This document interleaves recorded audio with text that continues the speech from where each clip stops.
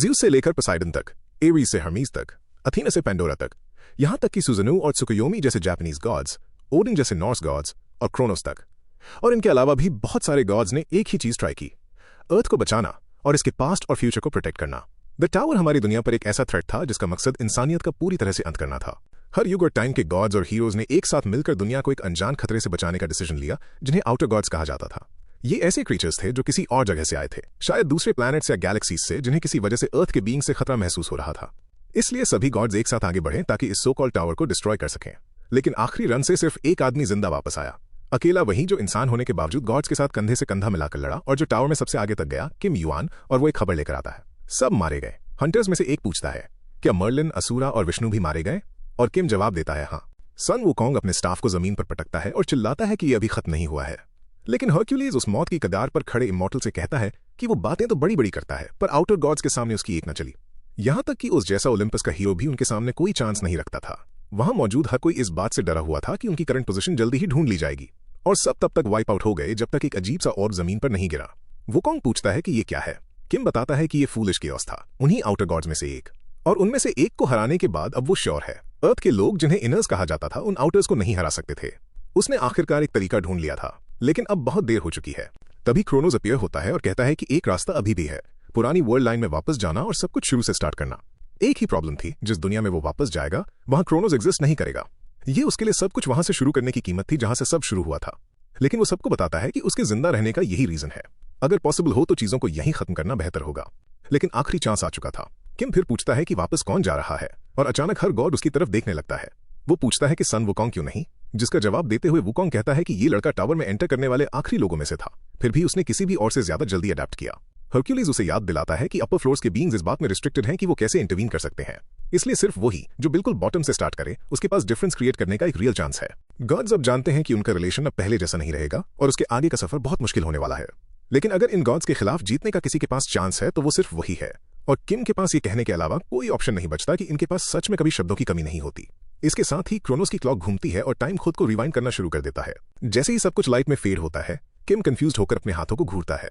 उसकी बॉडी अजीब तरह से भारी थी और उसकी पूरी आर्केन पावर जा चुकी थी। उसने सोचा था कि उसकी पुरानी बॉडी वापस आएगी, लेकिन अचानक उसके ख्यालों के बीच एक मुक्का उसके चेहरे पर पड़ता है। वो ब्लॉन्ड बुली इस बात से इंप्रेस था कि किम ने उस पंच को सच में झेल लिया, लेकिन किम पूरी तरह कंफ्यूज था। वो शायद ही जानता था कि ये बंदा कौन है, लेकिन उनकी यूनिवर्सिटी शर्ट्स देखकर उसे याद आता है कि वो कहाँ है। जैसे ही वो ब्लॉन्ड लड़का दोबारा पंच मारता है, किम डॉज करते हुए पूछता है कि आज कौन सा दिन है। वो बंदा अपना आपा खो बैठता है और उसे चुप रहने को कहता है, सिर्फ किम के हाथों अपनी चिन पर एक जोरदार बॉम्ब खाने के लिए, जबकि किम बस ये सोच रहा था कि ट्यूटोरियल शुरू होने में अभी कितना टाइम बचा है। फिर उसे याद आता है, ये आज ही शुरू हो रहा है। ट्यूटोरियल शुरू होने में उसके पास 9 घंटे बचे हैं। डेट है December 31, 2019, रात 8 o'clock बजे। वो होंगडे में है। उस वक्त ये जगह लोगों से खचाखच भरी हुई थी। वो ब्लॉन्ड बुली वापस मार खाने के बाद आग बबूला हो जाता है। आसपास इतने लोग थे कि वो अपने दोस्तों को स्पॉट भी नहीं कर पा रहा था। एक पल बाद उसके दोस्त उसे ढूंढ लेते हैं और बुलाते हुए पूछते हैं कि उसने इतना टाइम क्यों लगाया। ये किम को याद दिलाता है कि वो कैंपस क्यों गया था, सिर्फ इस बेवकूफ की कुटाई खाने। लेकिन पहली बार किम ने पलटकर वार किया था। उसने यहां तक कहा कि अब उसे वो याद आ गया है, और उसे एक पैथेटिक लूजर बुलाया जो छुट्टियों के दौरान सिर्फ झगड़ा करने के लिए कैंपस आया था। जमीन पर पड़े हुए बुली को याद आता है कि किम ने कहा था कि वो इससे भी बुरे का हकदार है, लेकिन उस पर टाइम वेस्ट करने का कोई फायदा नहीं। बुली सोचता है कि किम पागल हो गया है, ऐसी बातें कर रहा है जो उसकी समझ से बाहर थी, और कसम खाता है कि वो उसे इसकी कीमत चुकाएगा। बाद में वो अपने दोस्तों से झूठ बोलता है, शेखी बघाड़ते हुए कि उसने किम को इतनी बुरी तरह पीटा है कि वो शायद अब हॉस्पिटल में होगा। उनमें से एक मजाक करता है कि अगर वो उसे ऐसे ही पुश करते रहे तो वो शायद सुसाइड कर लेगा। बुली श्रग करते हुए कहता है कि उसे कोई फर्क नहीं पड़ता, वैसे भी उसकी कमी किसी को महसूस नहीं होगी। फिर वो पूरी रात पीने में निकाल देते हैं जब तक सब टल्ली नहीं हो जाते। एक पॉइंट पर कोई टाइम चेक करता है, रात के 11:50 हो रहे हैं। किम वापस आता है और देखता है कि स्ट्रीट अभी भी भरी हुई है। दूर कहीं बुली का ग्रुप पार्टी कर रहा है, 2020 के आने का वेट कर रहा है। वो एक और राउंड के लिए जाते हैं और बुली उनसे जल्दी करने को कहता है इससे पहले कि वो ज्यादा नशे में हो जाए। फिर वो अपना फोन चेक करता है और देखता है कि मिडनाइट करीब है। उसके दोस्तों में से एक अचानक किसी को आते हुए देखता है और किम की तरफ इशारा करता है, वही लड़का जिसके बारे में बुली क्लेम कर रहा था कि उसने उसे तबाह कर दिया है। किम एक बड़ा सा बैग कैरी करते हुए भीड़ के बीच से चलता आ रहा था। एक दोस्त मजाक करता है कि किम तो बिल्कुल ठीक लग रहा है उस इंसान के हिसाब से जो सपोजिटली अधमरा था, और पूछता है कि उस बैग में क्या है। वहीं पर बुली का झूठ पकड़ा जाने लगता है। सबको रियलाइज होने वाला था कि असल में पिटा वही था, और इस बात से उसका खून खौल उठता है। तो आखिरकार वो अपना मूव बनाता है। वो गुस्से में किम के पीछे जाता है और अपने दोस्तों को आने को कहता है ताकि चारों मिलकर उस पर अटैक कर सकें। किम रुकता तक नहीं है, वो बस उनके पास से निकल जाता है और बुली उसे आवाज लगाता है, रुकने को कहता है। किम पीछे मुड़ता है, उसके चेहरे की तरफ देखता है और पूछता है कि उसे क्या चाहिए। फिर वो पूछता है कि वो यहाँ क्यों है। आसपास के लोग नोटिस करने लगते हैं कि वहाँ लफड़ा होने वाला है। किम उन सबको इग्नोर करता है और अपनी वॉच उतार देता है। वो उन चारों लड़कों से कहता है कि ऑलमोस्ट मिडनाइट हो चुकी है, इसलिए उन्हें अपने आखिरी 3 मिनट एंजॉय करने चाहिए। उसके बाद हेल शुरू होगा। फिर वो अपनी वॉच जमीन पर फेंक देता है। बुली आगे बढ़ता है, उसे गालियां देता है और बकवास बंद करने को कहता है, लेकिन किम बस अपना बैग खोलता है। जैसे ही बैग खुलता है, बुली की हालत पतली हो जाती है। अंदर नाइफ से भरा एक बैकपैक था और उसके दोस्तों को तुरंत लगता है कि किम पागल हो चुका है। अब वो बुरी तरह डर गए थे और बुली से भीख मांगते हैं कि वो तुरंत माफी मांग ले। वो ग्रुप जल्दी से पीछे हट जाता है, अपनी गलती मानता है और किम से इस बात को जाने देने को कहता है, लेकिन किम एक कुल्हाड़ी निकाल लेता है। सब उसके सामने गिड़गिड़ाने लगते हैं, कहते हैं कि ये बस एक बेवकूफी भरा मजाक था और बुली शर्मिंदा है। वो इन बातों पर ध्यान ही नहीं देता। उसका ध्यान सिर्फ इस बात पर था कि ये जगह कितनी क्राउडेड है, क्योंकि उसे पता था कि आगे क्या आने वाला है। फिर वो बैग को किक मारता है, जिससे वेपन्स उस ग्रुप की तरफ चले जाते हैं। उसके बाद वो रुकता है और काउंटडाउन शुरू करता है, ये जानते हुए कि अब ये शुरू होने वाला है। सिर्फ 1 सेकंड बचा था। वो आखिरी सेकंड खत्म होने का नाम ही नहीं ले रहा था। फिर जनवरी 1, 2020 की मिडनाइट आती है। अचानक सबको अपने दिमाग में एक क्रशिंग प्रेशर और कानों में एक तेज रिंगिंग साउंड सुनाई देती है। उसी वक्त पूरी सिटी लाइट के बीम्स और ग्लोइंग पिंक मार्किंग से कवर हो जाती है। एक ग्रिन के साथ किम बुली से कहता है कि उसके 3 मिनट्स खत्म हो गए। Welcome to hell. बुली को अभी भी कुछ समझ नहीं आ रहा था। तभी एक सिस्टम मैसेज अपीयर होता है। Sector 20131, total population 12,014। System announce करता है कि ट्यूटोरियल अभी शुरू हो रहा है। पहला टेस्ट सर्वाइवल है। उन्हें एक ज़ॉम्बी होड के बीच जिंदा रहना होगा। ये पहला ट्यूटोरियल 30 मिनट्स तक चलेगा। उसके बाद हर एक ज़ॉम्बी गायब हो जाएगा। फिर हजारों ज़ॉम्बीज एक साथ अपीयर होते हैं। लोग पैनिक करने लगते हैं, ये सोचते हुए कि क्या ये रियल है, लेकिन किम को पहले से पता था कि ये रियल है और वो बहुत बड़ी तादाद में है। वो समझता है कि ये नंबर इतना ह्यूज क्यों है। ट्यूटोरियल की डिफिकल्टी हर सेक्टर की पॉपुलेशन के हिसाब से स्केल होती है, इसलिए ऐसी क्राउडेड जगह पर सेटअप उतना ही ब्रूटल मिलता है। यहाँ का बैलेंस सर्वाइवर्स के पूरी तरह खिलाफ था। बिना किसी हेजिटेशन के किम अपनी स्टेटस विंडो खोलता है। वो पहले भी ये कर चुका है। उसे ये भी पता है कि कोई यहाँ से भाग नहीं सकता, क्योंकि पूरी सिटी अलग अलग सेक्टर्स में डिवाइड हो चुकी है। उसके बाद वो अपनी इन्वेंट्री से एक पुरानी नाइफ निकालता है। वो जानता है कि ये पूरी जगह अब एक ब्लड बाथ में बदलने वाली है। सिस्टम सबको बताता है कि वो अब अपने स्टैट्स चेक कर सकते हैं। सिस्टम लोगों को स्टार्टिंग गियर देता है, पर उसमें से मोस्टली ट्रैश था। किसी अनलकी बंदे को ज़ॉम्बीज से लड़ने के लिए बस एक हथौड़ा मिलता है। किम सिस्टम द्वारा दी गई यूजलेस नाइफ को फेंक देता है। पहले फर्स्ट ट्यूटोरियल को सर्वाइव करना उसके लिए काफी था, पर अब नहीं। इसलिए वो अपने बैग से एक नाइफ निकालता है और प्रैक्टिस किए हुए हाथों से उसे रेडी करता है। उस धारदार ब्लेड को देखते हुए वो डिसाइड करता है कि वो कत्ले आम शुरू करने के लिए तैयार है। फिर वो फुल स्पीड में आगे बढ़ता है। पहला ज़ॉम्बी रिएक्ट भी नहीं कर पाता कि उसका ब्लेड एक ही झटके में उसका सिर धड़ से अलग कर देता है। तुरंत सिस्टम अनाउंस करता है कि वो इस एरिया में ज़ॉम्बी मारने वाला पहला इंसान है और उसे 100 पॉइंट्स का रिवॉर्ड मिलता है। ये किल उसे एक ह्यूज अमाउंट ऑफ एक्सपीरियंस भी देता है और वो तुरंत लेवल अप हो जाता है। लेवल अप होते ही उसे अपने अंदर बदलाव महसूस होता है। उसकी बॉडी पहले से हल्की हो जाती है और किम आगे बढ़ता रहता है, अपने रास्ते में आने वाले हर ज़ॉम्बी को काटता चला जाता है। उसका लेवल भी तेजी से बढ़ रहा था। उसका एक भी स्विंग बेकार नहीं जा रहा था। हर हिट एक किल था। सिर हवा में उड़ रहे थे। दूर से देख रहे लोगों को लगने लगता है कि ज़ॉम्बी जरूर वीक होंगे, क्योंकि किम इतनी आसानी से उन्हें फाड़ता जा रहा था। वो अपनी हिम्मत जुटाते हैं और वो भी लड़ने घुस जाते हैं। एक एक्स्ट्रा बंदा जोश में आ जाता है और एक ज़ॉम्बी पर चार्ज करता है। वो अपनी पूरी ताकत से अपना वेपन उस पर मारता है। उसे लगता है कि ये हिट उसे फिनिश कर देगा, पर इसका कोई असर नहीं होता। ज़ॉम्बी की स्किन बहुत टफ थी और ब्लेड मुश्किल से ही अंदर जाता है। उसे कुछ समझ नहीं आता। किम उसके बिल्कुल बगल में इतनी आसानी से उनका सफाया कर रहा था। फिर केओस के बीच एक तेज चीख सुनाई देती है। किम पलट कर देखता है और एक ज़ॉम्बी को उस आदमी की नेक पर काटते हुए देखता है। ये देखकर उस आदमी को रियलाइज होता है कि नॉर्मल स्ट्रेंथ काफी नहीं है। किम खुद को समझाता है कि ज़ॉम्बी स्लो और वीक है, पर उन्हें मारना मुश्किल है। शुरू में उन्हें दर्द महसूस नहीं होता। अकेला एक ज़ॉम्बी कुछ नहीं कर सकता, पर उनका पूरा ग्रुप डेडली होता है। वो जानता है कि कुछ लोग सर्वाइव करेंगे और टावर में ऊपर चढ़ना जारी रखेंगे, पर बहुत सारे लोग बच नहीं पाएंगे। किम एक और ज़ॉम्बी पर अटैक करता है, पर इस बार उसका अटैक काम नहीं करता। अनॉयड होकर वो उसे झटक देता है और रियलाइज करता है कि उसके ब्लेड की कोटिंग उतर चुकी है, इसलिए वो अपना बैग दोबारा खोलता है। ज़ॉम्बी स्टफ जरूर है, पर उनकी एक वीकनेस होती है। वो पहले जैसी एक और बॉटल निकालता है और उसे हवा में उछालता है। फिर वो उसे काटकर अपने नाइफ पर उस लिक्विड को दोबारा कोट कर लेता है। ये चीज उसे उसके पहले ट्यूटोरियल रन की याद दिलाती है। उस वक्त वो एक ऐसे कमजोर आदमी से मिला था जिसमें कोई टैलेंट नहीं था, पर किस्मत उसके साथ थी। वो एक नमक की फैक्ट्री में काम करता था और इत्तेफाक से उसके पास नमक था, और इस तरह किम ने ये सीखा। सॉल्ट ज़ॉम्बीज की वीकनेस है, इसे ब्लेड पर रगड़ो या उन पर फेंको और वो जल्दी मर जाते हैं। जल्द ही किम कुछ अजीब कर दिखाता है। वो 10 मिनट से भी कम टाइम में 100 ज़ॉम्बीज को मार देता है। उसे 3 अनअसाइंड स्टैट पॉइंट्स का रिवॉर्ड मिलता है, जिन्हें वो कहीं भी यूज कर सकता है। सिस्टम हमेशा की तरह इसको एक्सप्लेन करते हुए नोटिस देता है। उस कत्लेआम के बीच खड़ा किम शॉक्ड था। उसे नहीं पता था कि ट्यूटोरियल बोनस अनअसाइंड पॉइंट्स भी दे सकता है। एक सेकंड के लिए वो उन्हें अभी यूज करने के बारे में सोचता है, पर वो जानता है कि आगे क्या आने वाला है, इसलिए वो उन्हें सेव कर लेता है। उसे सिर्फ ज़ॉम्बीज मारने के लिए एक्स्ट्रा स्टैट्स की जरूरत नहीं है। फर्स्ट फेज में सिर्फ 10 मिनट बचे होने पर किम डिसाइड करता है कि वो सबसे बड़ा पैक ढूंढेगा। उसे कहीं और से एक मैसिव ज़ॉम्बी क्राई सुनाई देती है और वो उस तरफ निकल पड़ता है, ये जानते हुए कि वहां एक बड़ा क्राउड जमा होगा। उस जगह पर पार्क सिर्फ एक ज़ॉम्बी के खिलाफ बुरी तरह स्ट्रगल कर रहा था। उसका चेहरा पूरी तरह स्मैश होने के बावजूद वो चीज उसकी तरफ बढ़ती जा रही थी क्योंकि उसे दर्द महसूस नहीं होता था। पार्क इसके अलावा कुछ सोच नहीं पा रहा था। वो एक ही ज़ॉम्बी के सामने बुरी तरह फंसा हुआ था, जबकि किम उन्हें एक के बाद एक सिंगल हिट में मार रहा था। उसे लगता है कि किम का सीक्रेट उसका वेपन होगा और सोचता है कि अगर उसके पास किम का ब्लेड होता तो उसने अब तक दर्जनों गिरा दिए होते। तभी पार्क के सामने वाला ज़ॉम्बी अजीब तरह से ट्विस्ट होने लगता है और एक और जोर की चीख निकालता है। पार्क उससे किक मारकर दूर करता है। उसके दोस्त भाग कर आते हैं, पर सिचुएशन पहले से भी बुरी लग रही थी। वो घिर चुके थे। ज्यादा से ज्यादा ज़ॉम्बीज करीब आते जा रहे थे। वो चाहे जितने भी मारते, उनकी गिनती बढ़ती जा रही थी। पार्क पूछता है कि क्या किसी को पता है किम कहां गया, क्योंकि उसके पास रहना ही उनके जिंदा बचने का इकलौता चांस हो सकता था। पार्क पीछे मुड़कर देखता है और ज़ॉम्बीज के रिंग को छोटा होते देखता है। वो बस यही सोच रहा था कि किम कहां है। उसने एक सेकंड के लिए नजर हटाई और अब वो सब उसके बिल्कुल ऊपर थे। उसके पास रिएक्ट करने का टाइम ही नहीं बचा था। आखिरी सेकंड में वो किसी तरह एक पर स्ट्राइक करता है, पर ज़ॉम्बी की टफ स्किन नहीं कटती और आखिरकार पार्क का वेपन टूट जाता है। अब उसे पता चल जाता है कि वो रियल ट्रबल में है। जैसे ही पूरी मॉब करीब आती है, वो सोचने लगता है कि ये एंड है। वो खुद को बचाने के लिए कर्ल अप हो जाता है। तभी कुछ अजीब होता है। ज़ॉम्बीज पिघलने लगते हैं। वो अपनी आंखें खोलता है और अपने आसपास के सभी ज़ॉम्बीज को डिसॉल्व होते हुए देखता है।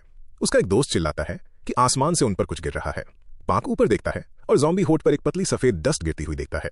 वो अपना हाथ आगे बढ़ाता है और उसमें से थोड़ा सा कैच कर लेता है। फिर किसी वजह से वो उसे टेस्ट करता है और रियलाइज करता है कि ये सॉल्टी है, ये नमक है। किम छतों पर था, एक बिल्डिंग से दूसरी बिल्डिंग जंप कर रहा था और नीचे ज़ॉम्बीज पर नमक की बारिश कर रहा था। जैसे ही वो टच करते ही पिघलते हैं, उसका लेवल तेजी से शूट अप होता है। वो सोचता है कि इतना सारा नमक कैरी करना टोटली वर्थ इट था। उसका लेवल तेजी से बढ़ता रहता है। अपना आखिरी नमक खत्म करने के बाद वो एक और छत पर लैंड करता है। ठीक उसी वक्त पहला ट्यूटोरियल खत्म हो जाता है। 12,014 लोगों में से सिर्फ 47 लोग जिंदा बचे थे। सिस्टम परफॉर्मेंस के बेस पर रिवॉर्ड्स बांटने लगता है और किम को इनक्रेडिबल 1427 पॉइंट्स मिलते हैं। ऊपर से उसे बोनस स्टैट पॉइंट्स मिलते हैं, 1 स्ट्रेंथ, 2 वाइटैलिटी और एक और अनअसाइंड पॉइंट। क्योंकि वो उस सेक्टर का एमवीपी है, उसे 500 पॉइंट्स और मिलते हैं और ये अभी तक खत्म नहीं हुआ था। सिस्टम कहता है कि उसने कुछ ऑलमोस्ट इम्पॉसिबल अचीव किया है और उसे 1000 पॉइंट्स और देता है। किम कंप्लीटली स्टन्ड था क्योंकि रिवॉर्ड विंडोज पॉपअप होती जा रही थी। उसने कभी एक्सपेक्ट नहीं किया था कि ट्यूटोरियल इतना बड़ा पे आउट देगा। उसे टोटल 3000 से ज्यादा पॉइंट्स मिले थे। जब उसने पहली बार ये फेस क्लियर किया था, तब उसे सिर्फ 10 पॉइंट्स मिले थे। इसका मतलब इस रन ने उसे 300 गुना ज्यादा पॉइंट्स दिए थे और पहले ट्यूटोरियल के हिसाब से ये बहुत ह्यूज था। सिस्टम बिना टाइम वेस्ट किए अनाउंस करता है कि दूसरा ट्यूटोरियल तुरंत शुरू होगा। कोई ब्रेक नहीं। किम याद करने की कोशिश करता है कि आगे क्या आने वाला है। तभी अचानक सबके दिमाग में एक आवाज गूंजती है, hello everyone, how are you. ये सुनकर किम चौंक जाता है। बाकी सभी लोग भी शॉक्ड थे। वो आवाज उन्हें सर्वाइव करने पर कंग्रेचुलेट करती है, पर थोड़ी एम्बैरेस लग रही थी कि इस सेक्टर में इतने सारे लोग बच गए। प्लेयर्स पूछने लगते हैं कि कौन बोल रहा है और क्या बाकियों को भी ये सुनाई दे रहा है। वो आवाज कहती है कि उसके पास सबके लिए एक अनाउंसमेंट है। हालांकि ये सेकंड ट्यूटोरियल के बाद आनी थी। किम समझ जाता है कि ये सिस्टम का एक लैकी है। स्पीकर कहता है कि यहाँ किसी ने बहुत तेजी से लेवल अप किया है और बहुत सारे पॉइंट्स अर्न किए हैं। इस वजह से उसे एक्सप्लेन करना पड़ेगा कि अब पॉइंट्स कैसे काम करते हैं। प्लेयर्स पैनिक करने लगते हैं। उन्हें लगा था कि वो अब घर जाएंगे, पर लैकी क्लियर कर देता है कि आगे और भी ट्यूटोरियल्स हैं। फिर वो बताता है कि पॉइंट्स को खर्च करने के 2 मेन वेज हैं। पहला है शॉप, जो हर तरह के आइटम्स बेचती है।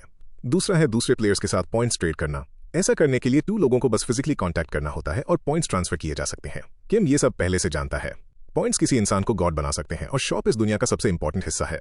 अब से सब कुछ पॉइंट्स और लेवल्स की लड़ाई बन जाएगा, जिसका मतलब है चीजें और मुश्किल होती जाएंगी। उसके बाद वो स्मग लैकी पूछता है कि क्या सबने इस छोटे से ब्रेक को एंजॉय किया। फिर वो सेकंड ट्यूटोरियल शुरू करता है और सेक्टर के बीच में एक येलो सर्कल अपीयर हो जाता है। सिस्टम अनाउंस करता है कि हर सेक्टर के सेंटर में एक सेफ जोन बनाया जा रहा है। वो सबको उसके अंदर आने को कहता है और ऐड करता है कि हर सर्वाइवर को हर 3 घंटे में 100 पॉइंट्स मिलेंगे। फिर सिस्टम कलर चेंज करता है और अनाउंस करता है कि दूसरा ट्यूटोरियल शुरू हो चुका है। सेफ जोन बनता है, जिसके अंदर 2 रिंग्स थी। बाहर के लोग तुरंत उसकी तरफ बढ़ने लगते हैं। एक बंदा अपने दोस्त का कंधा पकड़ता है और उसे सेफ जोन की तरफ भागने को कहता है। वहीं वो ब्लॉन्ड बुली पैनिक कर रहा था, अभी भी समझने की कोशिश कर रहा था कि आखिर चल क्या रहा है। कोई उससे पूछता है कि क्या उसने उनके मिसिंग फ्रेंड को देखा है और ब्लॉन्ड बुली जवाब देता है कि उसे नहीं पता। उसे लगता है कि वो बंदा मर चुका है। तो उनका 4 का ग्रुप अब बस 3 का रह गया था। ब्लॉन्ड बुली इधर उधर देखता रहता है और जब उससे पूछा जाता है कि वो क्या ढूंढ रहा है, तो वो बात को टाल देता है। फिर तीसरा दोस्त कहता है कि उसे किम भी नजर नहीं आ रहा और वो सोचता है कि शायद वो भी मारा गया। पहला बंदा कहता है कि किम किसी मॉन्स्टर की तरह लड़ रहा था, तो वो डेफिनेटली ठीक होगा। और जब ब्लॉन्ड बुली एरिया को स्कैन करता रहता है, तो आखिरकार उसे किम नजर आ जाता है। वो उसकी तरफ भागता है, लोगों को हटने के लिए चिल्लाते हुए। उसका दोस्त चिल्लाता है कि सेफ जोन दूसरी तरफ है, पर ब्लॉन्ड बुली को कोई फर्क नहीं पड़ता। वो किम से बात करना चाहता है। जब वो पास पहुंचता है, तो वो किम के कंधे को पकड़कर उससे कहता है कि वो गलत रास्ते पर जा रहा है, सेफ जोन उनके पीछे है। क्या वो भूल गया? वो किम पर अपने साथ आने का जोर डालता है, ये कहते हुए कि वो एक वेटरन है और उसकी हिफाजत करेगा। पर असल में वो बस ये सोच रहा था कि किम के आगे पीछे रहने से वो ज्यादा देर तक जिंदा रहेगा। किम उस पर शायद ही एक नजर डालता है और कहता है कि उसे अच्छे से पता है कि वो क्या कर रहा है। उसे कहीं और जाना है और वो अकेला रहना चाहता है। वो इस बंदे के क्लोज कभी था ही नहीं और यहां तक कि वो उसे पसंद भी नहीं करता था। उसी वक्त किम उस ब्लॉन्ड बुली का हाथ अपने कंधे से हटाता है और उसे एक वार्निंग देता है। अगर वो जिंदा रहना चाहता है तो वो दूसरे लोगों पर डिपेंड नहीं रह सकता, उसे अपनी खुद की ताकत पर भरोसा करना होगा। फिर वो उसे पीछे घूमकर सेफ जोन में वापस जाने को कहता है। तब जाकर किम उसके चेहरे की तरफ देखता है और ऐड करता है कि उसे अपनी औकात में रहना चाहिए। एक इडियट कहलाना उस ब्लॉन्ड बुली के गुस्से को भड़का देता है। वो गुस्से में पलटकर जवाब देता है, पर किम तब तक आगे बढ़ चुका था और वहां जा रहा था जहां उसे जाना चाहिए था। ब्लॉन्ड बुली गुस्से से उबल रहा था, अपने मन ही मन किम को गालियां दे रहा था। उसके बाद वो सेफ जोन में चला जाता है, पर उसका तीसरा दोस्त इतना लकी नहीं था। वो उसके चारों तरफ बनी बैरियर से टकराता है। बाहर से वो चिल्लाता है कि ये ब्लॉक हो चुका है और कहता है कि वो अंदर नहीं आ सकता। वो ब्लॉन्ड बुली को पीछे मुड़ने के लिए आवाज लगाता है और तभी उन्हें रियलाइज होता है कि सेफ जोन अपनी लिमिट तक पहुंच चुका है। 2038 आउट ऑफ 2038, अब कोई और अंदर नहीं जा सकता और सिर्फ एक बंदा बाहर निकल सकता है। सेफ जोन की लिमिट सर्वाइवर्स की तादाद का ठीक आधा थी। उसी वक्त सेफ जोन के अंदर जाने की कोशिश कर रहे एक ड्वार्फ को एक क्रीचर जमीन के अंदर खींच लेता है जो ठीक उसके नीचे से निकलता है। बुली घूर कर देखता है और हकलाते हुए बोलता है, वो वहां क्या है? और भी मॉन्स्टर्स जमीन से बाहर आ रहे थे और लोगों को फाड़ने लगते हैं। थोड़ी दूर एक स्वॉर्ड पूरी ब्रुटैलिटी के साथ एक अंडरग्राउंड मॉन्स्टर पर स्लैम होती है। किम पहले ही अपने पहले शिकार को ढेर कर चुका था। उसके चारों तरफ लोग मदद के लिए चीख रहे थे और जो कुछ हो रहा था उस पर पैनिक कर रहे थे। किम समझ जाता है कि यह शुरू हो गया है। सेकेंड वेव यहां थी। सिस्टम उसे उस सेक्टर में पहला डार्कलिंग मारने पर कांग्रेचुलेट करता है। उसे 300 पॉइंट्स और 2 बोनस स्टैट पॉइंट्स मिलते हैं। फिर उसके स्टैट्स बढ़ना शुरू होते हैं। कॉन्शियसनेस, स्ट्रेंथ और डेक्सटेरिटी सभी एक पॉइंट बढ़ जाते हैं। किम फिर दिखाता है कि इन अंडरग्राउंड मॉन्स्टर्स को स्पॉट कैसे करना है। वो बताता है कि पहला स्टेप है अपनी आंखें बंद करना और अपने बाकी सेंसेस के साथ फोकस करना। अगर तुम ऐसा करते हो तो तुम जमीन के हिलने को महसूस कर सकते हो और जो आवाजें वो करते हैं उन्हें सुन सकते हो, जिससे उन्हें ट्रैक करना आसान हो जाता है। किम फोकस करता है और अपने पैरों के नीचे एक फेंट वाइब्रेशन कैच करता है। नीचे से कुछ आ रहा था। जब जमीन का हिलना तेज होता है, चार्ली को पता चल जाता है कि वो डार्कलिंग बाहर आने वाला है, इसलिए वो हवा में ऊंचा जंप करता है। फिर वो अपनी पूरी ताकत के साथ नीचे आता है और उसके सिर को क्रश कर देता है। उसके बाद सब सिंपल था। वो अपनी स्वॉर्ड निकालता है और एक साइड कट करता है, फिर दूसरी साइड उस वर्म को 2 हिस्सों में चीर देता है। ये दूसरा किल था। सिस्टम चार्ली को अलर्ट करता है कि वो दोबारा लेवल अप हो गया है, जिससे उसकी स्ट्रेंथ, डेक्सटेरिटी और परसेप्शन और बढ़ जाती है।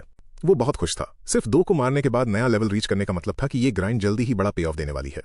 जैसे ही उन डार्कलिंग्स का आना बंद होता है, चार्ली सबवे में और अंदर गहराई तक चला जाता है। वो यही सोच रहा था कि अगर वो ऐसे ही लगा रहा तो वो एक ह्यूज नंबर में स्टैट पॉइंट्स कलेक्ट कर लेगा। एक पल बाद वो सबवे के पहले लेवल पर पहुंच जाता है। उसे पता है कि ये डार्कलिंग जमीन के अंदर रहते हैं, टनल्स बनाते हैं और अपने नेस्ट्स कहीं नीचे छुपाते हैं, और वही वो ढूंढने का प्लान बनाता है। चार्ली बताता है कि ये सबवे एक परफेक्ट हंटिंग ग्राउंड है क्योंकि ये पहले से ही अंडरग्राउंड है। उसके ठीक आगे दर्जनों डार्कलिंग्स नीचे वेट कर रहे थे। उसी वक्त सिस्टम अनाउंस करता है कि चार्ली को एक सीक्रेट डंजन मिल गया है। रिवॉर्ड के तौर पर उसे 100 पॉइंट्स और मिलते हैं। चार्ली को डार्कलिंग्स का नेस्ट ढूंढने में ज्यादा मेहनत नहीं करनी पड़ी।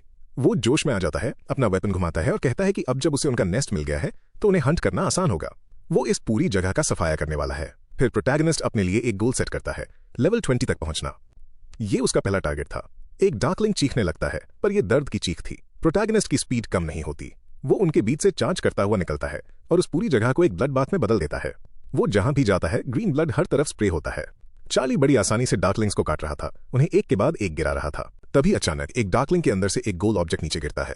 ये तुरंत प्रोटैगनिस्ट का ध्यान खींच लेता है।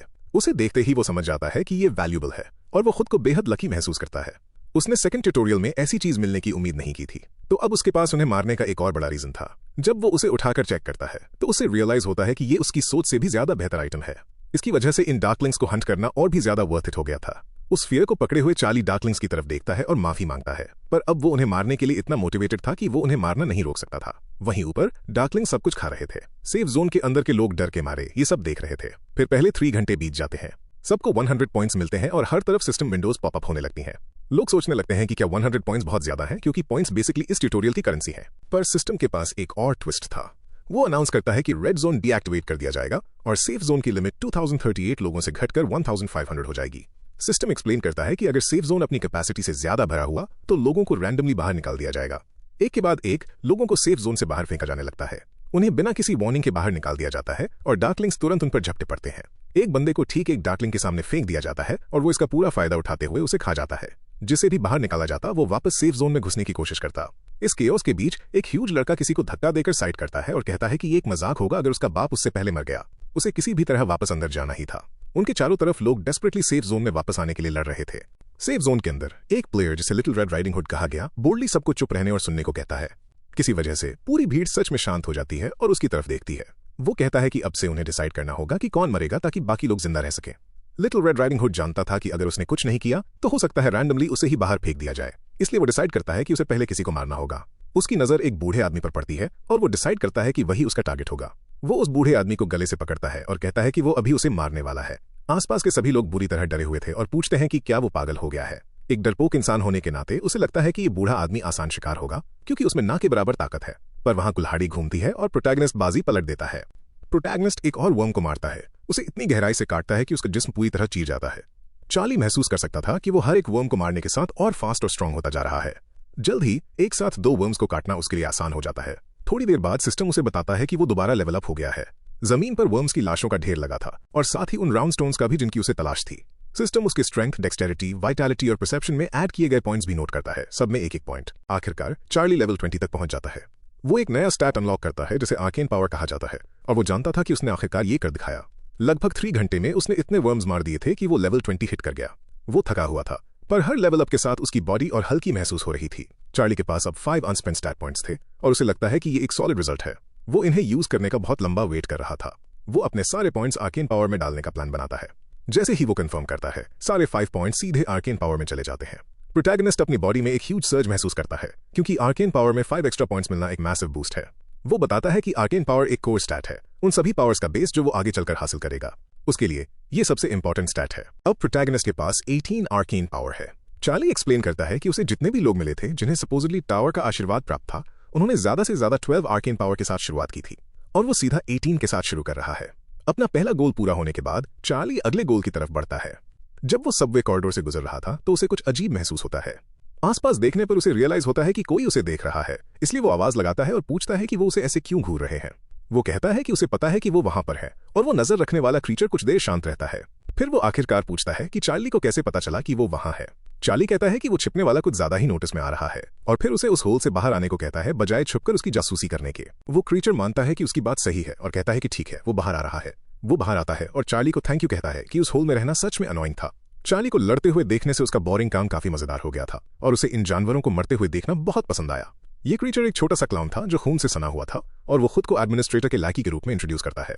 यहाँ तक कि वो खुद भी शॉक्ड था कि चार्ली इतनी जल्दी एंड लेवल मार्क तक पहुंच गया। चार्ली इसे लाइटली लेता है और कहता है कि वो बस थोड़ा लकी था। वो क्लाउन तुरंत पलटकर जवाब देता है कि ये लक नहीं था, उसने सब कुछ देखा था और चार्ली सच में डरावना है। फिर वो छोटा क्लाउन पूछता है कि चार्ली ने उसे क्यों बुलाया।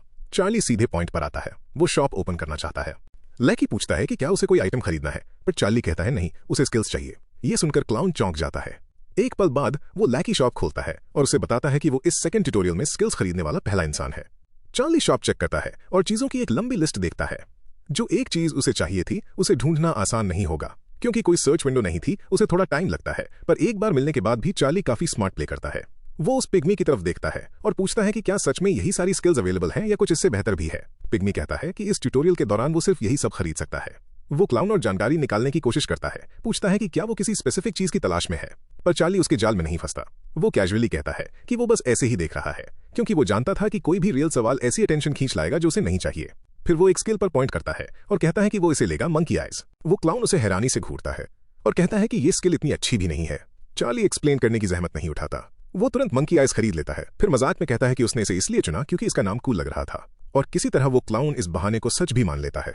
इसके बाद भी चार्ली के पास बहुत सारे पॉइंट्स बचे थे, 1500 से भी ज्यादा। तो वो 1500 पॉइंट्स एक बेसिक आर्केना सोर्ड पर खर्च करता है, जिसके बाद उसके पास सिर्फ 27 पॉइंट्स बचते हैं। उसकी चॉइस देखकर पिग्मी कहता है कि चार्ली ने अच्छा चुना, ये एक सॉलिड बिगिनर वेपन है। जैसे ही चार्ली डंजन में और अंदर जाता है, क्लाउन कहता है कि वो जा रहा है और उम्मीद करता है कि चार्ली को ये विजिट पसंद आई होगी। वो उसे कहता है कि वो उसे मिस न करे और ऐड करता है कि उसे चार्ली से बहुत उम्मीदें हैं। ये लाइन चार्ली का ध्यान खींच लेती है। उसके हिसाब से हाई होप्स का मतलब है कि एडमिनिस्ट्रेटर्स अब उसे किसी स्पेशल पर्सन की तरह देख रहे हैं और वो उस पर गहरी नजर रखेंगे। फिर भी चार्ली परेशान नहीं था। उसे पता है कि उसने कभी रूल्स नहीं तोड़े, तो वो चाहे जितनी नजर रख ले, उनके पास उसे पनिश करने का कोई रीजन नहीं है। जो चीज उसे सच में परेशान कर रही थी वो ये फैक्ट था कि वो टाइम में पीछे आया था। वो यही सोचता रहता है कि क्या एडमिनिस्ट्रेटर्स कभी इस बारे में पता लगा पाएंगे। चार्ली एक्सप्लेन करता है कि टाइम को पीछे करने वाला आइटम क्रोनोस, मिमीर और ओडिन ने बनाया था। क्रोनोस, जिसने इसे बनाने को लीड किया था, पनिशमेंट के तौर पर उसका एग्जिस्टेंस ही मिटा दिया गया था। इस वजह से चार्ली का मानना है कि एक एडमिनिस्ट्रेटर को भी उसके रिटर्न के बारे में पता नहीं लगना चाहिए। सिस्टम तब मंकी आइज की डिटेल्स शो करता है। ये विजन बूस्ट करता है और 5 सेंसेस को शार्प करता है। ये F रैंक है, पर इसे अपग्रेड किया जा सकता है। चार्ली डिसाइड करता है कि अगर किसी को सच पता चल भी जाए तो भी उसका गोल सेम रहेगा, स्ट्रॉन्ग बनना और आउटर गॉड्स को डिस्ट्रॉय करना। इन आंखों का मिलना उसे अपना एक और शुरुआती गोल पूरा करने में मदद करेगा, वो आंखें हासिल करना जो कभी उस आदमी की थीं। पर इन सब का फायदा तभी होगा जब वो जानता है कि उसे उस टारगेट को जल्दी मारना होगा और उसके बाद उसे इस जगह पर कुछ बहुत बड़ा मिलेगा। थोड़ी ही दूरी पर कचरे वाले इलाके में कुछ वर्म्स जमा थे। वो खा रहे थे और इधर उधर घूम रहे थे, पर जैसे ही उन्हें प्रोटैगनिस्ट के आने का एहसास होता है वो सब कुछ छोड़ देते हैं। चार्ली को पता है कि उसके पास सिर्फ 29 मिनट बचे हैं, इसलिए उसे अपनी पूरी जान लगानी होगी। वो अपनी अभी खरीदी हुई सोर्ड निकालता है और उसमें आर्केन पावर डालता है, क्योंकि उसे इसके साथ अपनी स्किल बढ़ानी थी। आखिरकार चार्ली को वो मिल जाता है जिसके लिए वो यहाँ आया था। सब वो एरिया में तलाश करने के बाद वो सबसे गहरे हिस्से में पहुंचता है और अपने शिकार को स्पॉट करता है। ये सेकंड ट्यूटोरियल की बॉस थी, द मदर वर्म। वो दूर से चार्ली को देखती है और उसे उकसाने के लिए चार्ली एक और वर्म पर जोरदार लात मारता है। वो छोटा वर्म दर्द से तड़पता है और अपने बच्चे को तकलीफ में देखकर मदर वर्म गुस्से से पागल हो जाती है। वो इतनी तेजी से चार्ज करती है कि अपने रास्ते में आने वाले मेल वर्म्स को ही कुचल देती है। चार्ली पीछे की तरफ एक क्विक जंप करके बड़ी मुश्किल से उस अटैक से बचता है। उस मॉन्स्टर को फेस करते हुए चार्ली को एक इंपॉर्टेंट बात रियलाइज होती है। वो मैसिव जरूर है पर स्टूपिड है। इसका मतलब ये फाइट सही टाइम पर किए गए सिंपल मूव्स पर आकर टिकेगी। वर्म दोबारा उसकी तरफ रश करती है और चार्ली आसानी से एक ह्यूज लीप लगाकर उसके अटैक को डॉज करता है और हवा में उसके ठीक ऊपर लैंड करता है। वो इसे एक ही स्ट्राइक में खत्म करना चाहता था। हवा में घूमते हुए वो अपनी पूरी ताकत के साथ अपनी सोर्ड नीचे मारता है, पर वो हिट उसे तुरंत बता देता है कि ये उसकी उम्मीद से कहीं ज्यादा टफ है। एक बार काफी नहीं होगा, इसलिए चार्ली उसकी बॉडी के ऊपर दौड़ते हुए एक के बाद एक हिट लैंड करने लगता है। लगातार होते स्ट्राइक से मदर वर्म पैनिक करने लगती है। जैसे जैसे डैमेज बढ़ता है उसका फ्लूइड हर तरफ स्प्रे होने लगता है। चार्ली उसे टॉन्ट करता रहता है, पूछता है कि अब वो क्या करने वाली है। ऐसा लग रहा था जैसे वो उसकी बात समझ रही हो। वो जानबूझकर खुद को एक ऐसी होपलेस सिचुएशन में डालता है जहां उसे पता था कि वो अपनी पूरी ताकत से उस पर अटैक करेगी, और वो ठीक वैसा ही करती है। प्रोटैगनिस्ट बड़ी आसानी से उसके अटैक से बच निकलता है और उसकी बॉडी में एक बड़ा सा घाव चीर देता है। मदर वर्म दर्द से चीख उठती है। फिर भी चार्ली जानता था कि अभी खत्म नहीं हुआ है, उसमें अभी भी ताकत बाकी थी। तो चार्ली लगातार काटता रहता है, उस पर और भी गहरे घाव करता जाता है। उस बदबूदार लिक्विड के बहने से चार्ली समझ जाता है कि उसका अंत करीब है। वो जितना ऊंचा जंप कर सकता था करता है, खुद को जानबूझकर खुला छोड़ देता है। वो माइंडलेस वर्म इस ट्रिक में फंस जाती है। वो ऊपर की तरफ लंच करती है और उसे पूरा निगलने के लिए अपना बड़ा सा मुंह खोलती है। चार्ली खुश था कि उसने ठीक वैसा ही किया जैसा उसने एक्सपेक्ट किया था, इसलिए वो अपनी सारी पावर इस मोमेंट के लिए सेव करके रखता है। अपनी नई आंखों का यूज करते हुए वो एक पावरफुल अटैक लाइनअप करता है। फिर वो इसे सीधा वर्म के सिर के आर पार उतार देता है। सीन वापस ऊपर कट होता है जहां एक आदमी जिंदगी की भीख मांग रहा था। वो कहता है कि उसे सेफ जोन से बाहर घसीटने का मतलब सीधा सीधा उसे मारने के बराबर है, पर वो ब्लॉन्ड बुली को कोई फर्क नहीं पड़ता। वो उसे चुप रहने को कहता है और उसके मुंह पर जोरदार थप्पड़ मारता है। फिर वो क्लेम करता है कि सबने इस आदमी को चुनने का फैसला किया था, इसलिए इसे बाहर फेंका जा रहा है। बाकी लोग तुरंत इस बात को झूठ बताते हैं और कहते हैं कि उसने ये चॉइस अकेले ली है। वो ब्लॉन्ड गाय दर्जनों डरे हुए लोगों को जबरदस्ती सेफ जोन से बाहर निकाल देता है और उनमें से किसी की भी उसके सामने खड़े होने की हिम्मत नहीं होती। वो उन्हें वार्निंग देता है कि अगर वो वापस आए तो वो खुद उनकी जान ले लेगा। अब वो सेफ जोन के किनारे के पास फंसे हुए थे, पर उसके अंदर नहीं थे। जैसे ही 30 सेकंड और बीतेंगे और जोन दोबारा श्रिंक होगा, वो लोग बाहर छूट जाएंगे। तो वो एक कमीनी मुस्कुराहट के साथ काउंटडाउन शुरू करता है। 17, 6। मेलवर्म्स बहुत खुश थे, ये सोचकर कि उनका खाना तैयार है। 3। तभी सब कुछ फ्रीज हो जाता है। ये 3 पे आकर रुक गया था। किसी को समझ नहीं आता कि क्या हो रहा है। वो ब्लॉन्ड गाय कंफ्यूजन में आसपास देखता है। काउंटर सच में 3 पर रुक गया था। कुछ गड़बड़ थी, इसे 0 तक पहुंचना चाहिए था। बाकी सब भी टाइमर को घूरते हुए रियलाइज करते हैं कि अचानक काम करना बंद कर चुका है। फिर सिस्टम अनाउंस करता है कि उन्होंने सेकंड ट्यूटोरियल क्लियर कर लिया है और अब सेफ जोन और श्रिंक नहीं होगा। वो ब्लॉन्ड गाय समझ नहीं पाता कि ऐसा क्यों हुआ, जबकि वो लोग जिन्हें लग रहा था कि उनकी मौत तय है वो राहत की सांस लेते हैं। ट्यूटोरियल खत्म होने के साथ सबको 600 पॉइंट्स मिलते हैं। हालांकि सेकंड ट्यूटोरियल में अभी भी 15 घंटे बचे थे, पर सीन कट होकर मदर वर्म की लाश पर चला जाता है। एडमिनिस्ट्रेटर का लैकी पूरी तरह स्टंट था कि चार्ली ने सच में उसे मार दिया, एक ऐसी चीज जिसे वो नामुमकिन मानता था। चार्ली मॉडेस्टी दिखाते हुए बस इतना कहता है कि ये सच में बहुत मुश्किल था। लैकी उसे हील करने का ऑफर देता है, पर चार्ली मना कर देता है। वो कहता है कि वो खुद रिकवर कर लेगा और वो क्लियर कर देता है कि ये हील रिवॉर्ड के तौर पर काउंट नहीं होगा। अपनी हाई वाइटैलिटी के साथ ऐसा घाव जल्दी ही ठीक हो जाएगा। वो क्लाउन ताली बजाने लगता है और उसकी तारीफ करता है। एक आम इंसान का सेकंड ट्यूटोरियल के बॉस को मारना अनबिलीवेबल है और वो लैकी अपना शौक छिपा नहीं पाता। चार्ली उसे कहता है कि वो थोड़ा ज्यादा आवाज कर रहा है। चार्ली नोटिस करता है कि मदर वर्म को मारे हुए लगभग 30 मिनट गुजर चुके हैं। वो देख सकता था कि लैकीज अभी भी स्टंट थे, क्योंकि उन्होंने क्लियरली कभी एक्सपेक्ट नहीं किया था कि बॉस यहां मरेगा। वो वर्म खुद ट्यूटोरियल का कोर थी। अगर वो मर जाती है तो पूरा ट्रायल वहीं खत्म हो जाता है। चार्ली श्योर था कि इसके लिए कोई रिवॉर्ड प्लान नहीं किया गया था, क्योंकि किसी ने सोचा ही नहीं था कि ऐसा होगा। दूसरे शब्दों में लैकी को पता ही नहीं था कि उसे क्या देना है। अपने फैलाए हुए केओस से खुश होकर चार्ली फिर भी अपना रिवॉर्ड मांगता है। क्लाउन पूछता है कि वो इतना श्योर कैसे है कि कोई रिवॉर्ड है, और कहता है कि चार्ली को इस दुनिया की समझ कुछ ज्यादा ही अच्छी है। चार्ली जवाब देता है कि उसने जो किया वो नॉर्मेलिटी से इतना बाहर है कि इसका कॉम्पेंसेशन तो मिलना ही चाहिए। पिग्मी बात घुमाने की कोशिश करता है। ज्यादातर लोगों को ये बात पता नहीं होती। चार्ली उसकी बात काटता है और दोबारा पूछता है उसका रिवॉर्ड कहाँ है। ये देखकर कि चार्ली पीछे नहीं हटेगा, क्लाउन हार मान लेता है और कहता है ठीक है, वो उसे दे देगा। क्लाउन पिग्मी उसे बताता है कि वो 3 रिवॉर्ड्स में से चुन सकता है। पहला ऑप्शन है सेकंड ट्यूटोरियल से सीधे 5th ट्यूटोरियल में स्किप करना और तीसरे और चौथे को पूरी तरह बाईपास कर देना। अगर चार्ली ये चुनता है तो उसे तीसरे और चौथे ट्यूटोरियल के रिवॉर्ड्स और इन्फॉर्मेशन भी मिल जाएंगे। चार्ली समझ जाता है कि क्लाउन उसे नीचा दिखा रहा है, जैसे तीसरा और चौथा ट्यूटोरियल इतने आसान होंगे कि उनका कोई फर्क ही नहीं पड़ेगा। फिर क्लाउन दूसरा रिवॉर्ड ऑप्शन देता है, एक आइटम या फिर 100 पॉइंट्स अगर वो चाहे। पिग्मी पूछता है कि वो क्या चुनेगा। चार्ली उसे घूरता है और तीसरे ऑप्शन के बारे में पूछता है।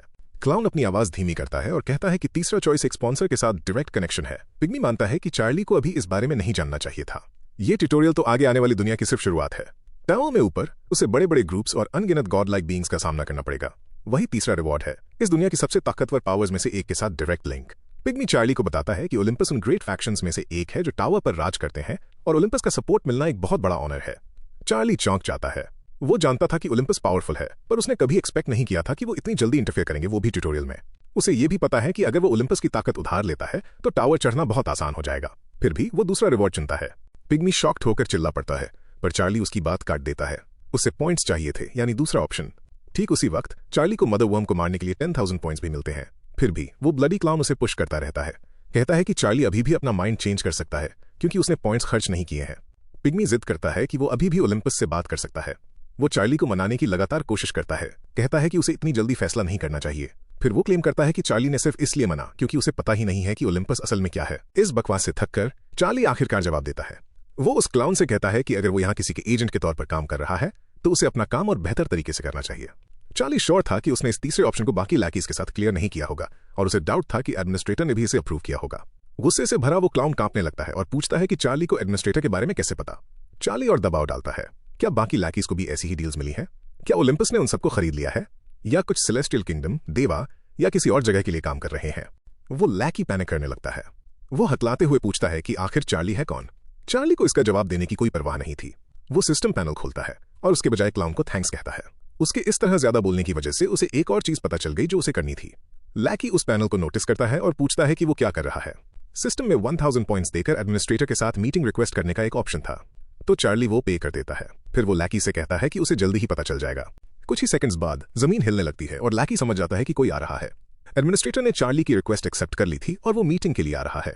चार्ली जानता है कि ट्यूटोरियल को टावर से अलग रहना चाहिए, इसलिए वो यहाँ ओलंपस की इस दखल अंदाजी को इग्नोर नहीं कर सकता। अगर वो ट्यूटोरियल में इंटरफेयर कर सकते हैं तो वो आगे चलकर उसके प्लान्स भी बर्बाद कर सकते हैं। फिर उसके सामने एक डिमेंशनल पोर्टल खुलने लगता है।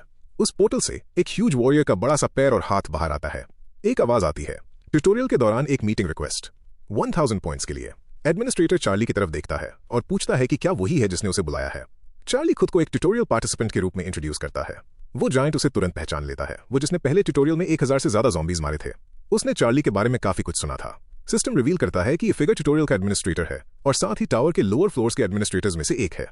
एडमिनिस्ट्रेटर पूछता है कि चार्ली को उसके एग्जिस्ट करने के बारे में कैसे पता चला और उसने मीटिंग रिक्वेस्ट करना कैसे सीखा। चार्ली बड़ी सादगी से जवाब देता है, ट्यूटोरियल के लॉ के मुताबिक।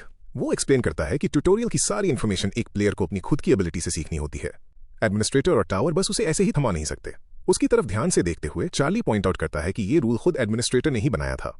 ये बात एडमिनिस्ट्रेटर को रोक देती है। एक पल सोचने के बाद वो सहमत होता है।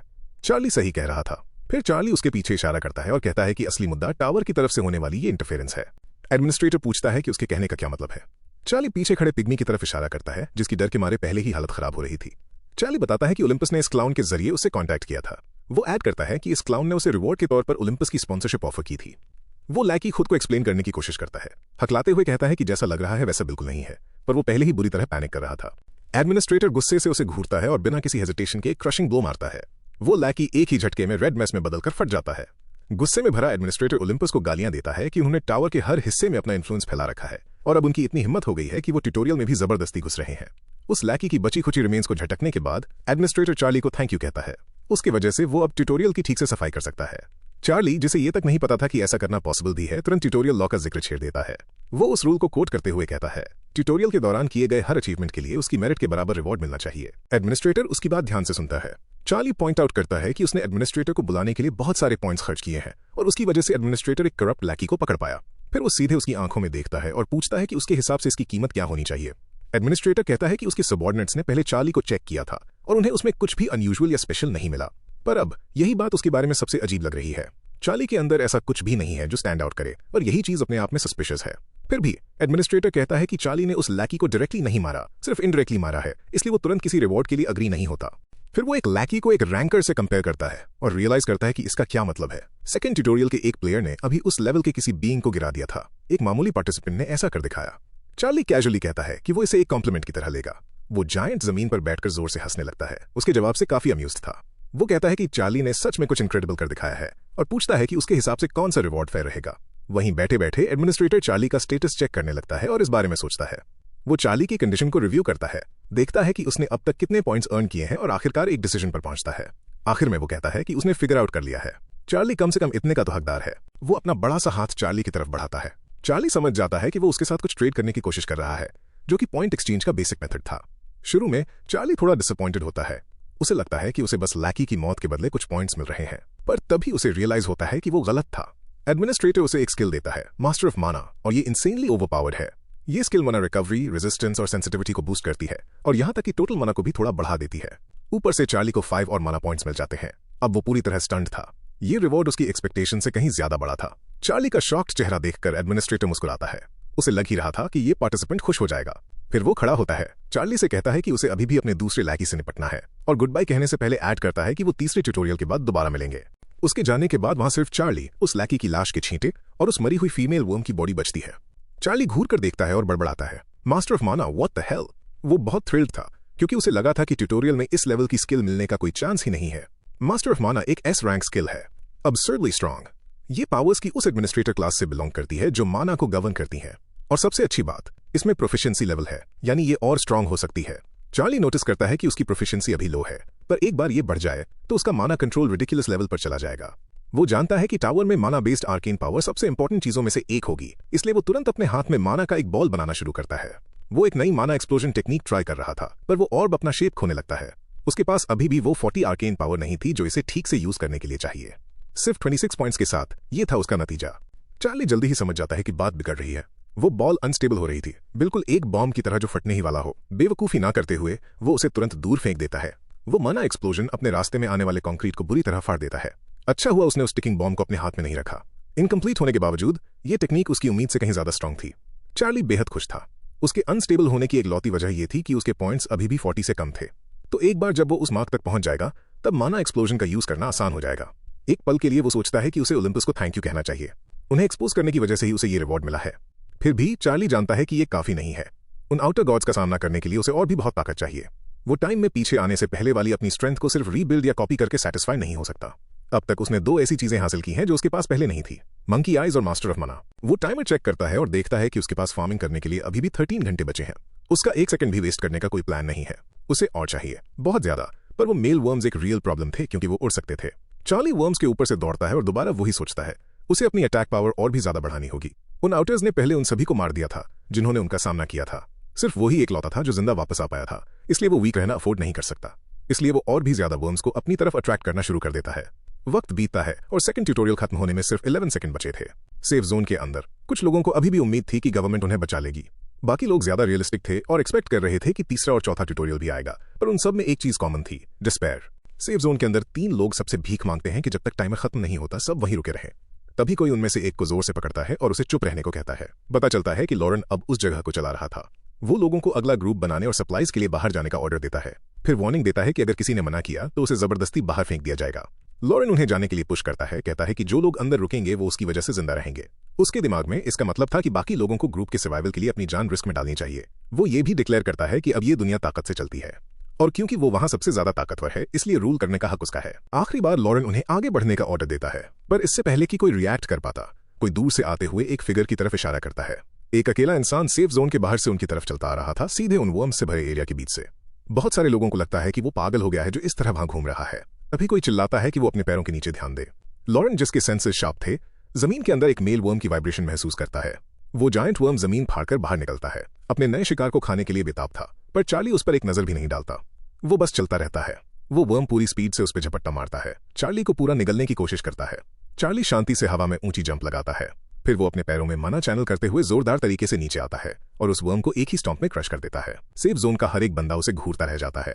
चार्ली ने उस मॉन्स्टर को सिर्फ अपने पैरों से मार दिया था। तभी सेकंड ट्यूटोरियल का टाइमर अचानक चेंज हो जाता है। 11 सेकंड्स बचे होने के बजाय अब वो 5 मिनट्स और 12 सेकंड्स दिखाता है।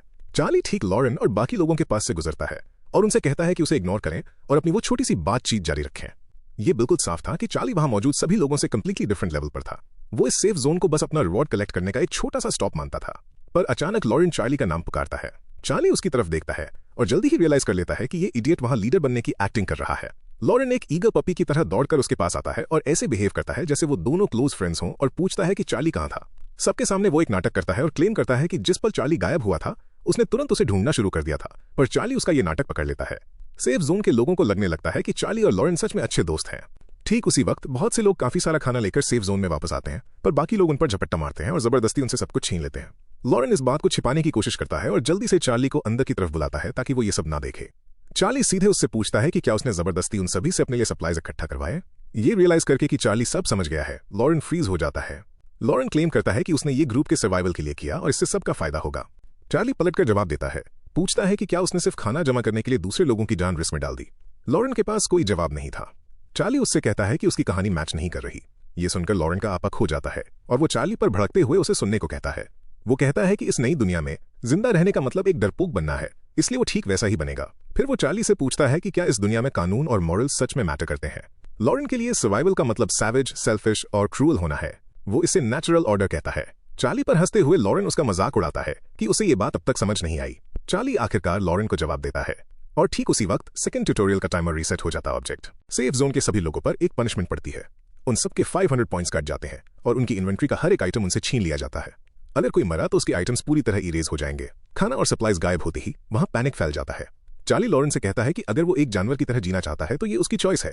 चार्ली उसके साथ नहीं जुड़ेगा और ना ही उसे बताएगा कि कैसे जीना है। लॉरेन अपने डिसीजंस खुद ले सकता है, पर चार्ली एक वार्निंग देता है।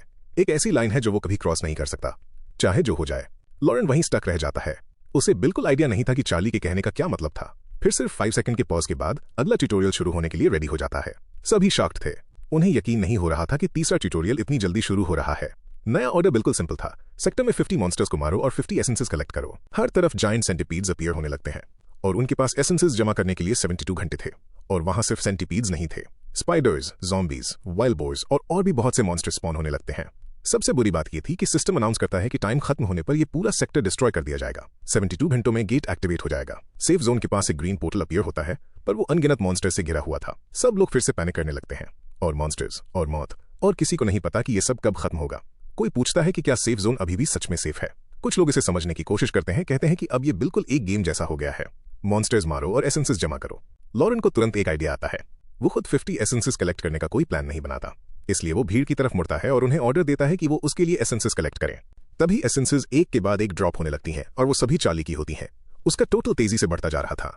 चार्ली के पास पहले से ही 132 एसेंसेस जमा हो चुकी थी। वो अपना पुराना बैग उतार देता है क्योंकि वो इन सबको रखने के लिए बहुत छोटा था। फिर चार्ली एक बहुत बड़ा बैग निकालता है जिसमें और भी ज्यादा एसेंसेस आ सकती थी। सामने वाले मॉन्स्टर्स को देखकर वो जानता था कि फार्मिंग का टाइम आ गया है। यहां तक कि वो रैट मॉन्स्टर भी अभी तक वहीं था। चार्ली का गोल बिल्कुल क्लियर था। उसे 1000 एसेंसेस चाहिए थी, तो रास्ता सिंपल था, नॉन स्टॉप फार्मिंग। अपने सामने उस भीड़ को देखकर चार्ली अपने हाथ में मैजिक जमा करने लगता है। उसका माना भी बढ़ चुका था। हमने ये मूव पहले देखा है। वो ठीक अपने सामने दर्जनों मॉन्स्टर्स की भीड़ के आगे एक माना एक्सप्लोजन बना रहा था। मास्टर ऑफ माना की प्रोफिशिएंसी 0.5 बढ़ जाती है। चार्ली जानता था कि उसे सेकंड ट्यूटोरियल में 182 माना एसेंसेस जमा करके पहले ही लक मिल चुका है, पर यह अभी भी उसके गोल के लिए काफी नहीं था। माना एक्सप्लोजन उसके हाथ में बड़ा होता जाता है और हमेशा की तरह वॉर्प होने लगता है। जब उसकी चार्ज लिमिट तक पहुंचती है, चार्ली जानता है कि अब ये फायर करने के लिए रेडी है। फिर चार्ली पूरे जोश में आ जाता है और उसके फोकस से एक नई टेक्निक बनती है, माना एक्सप्लोजन।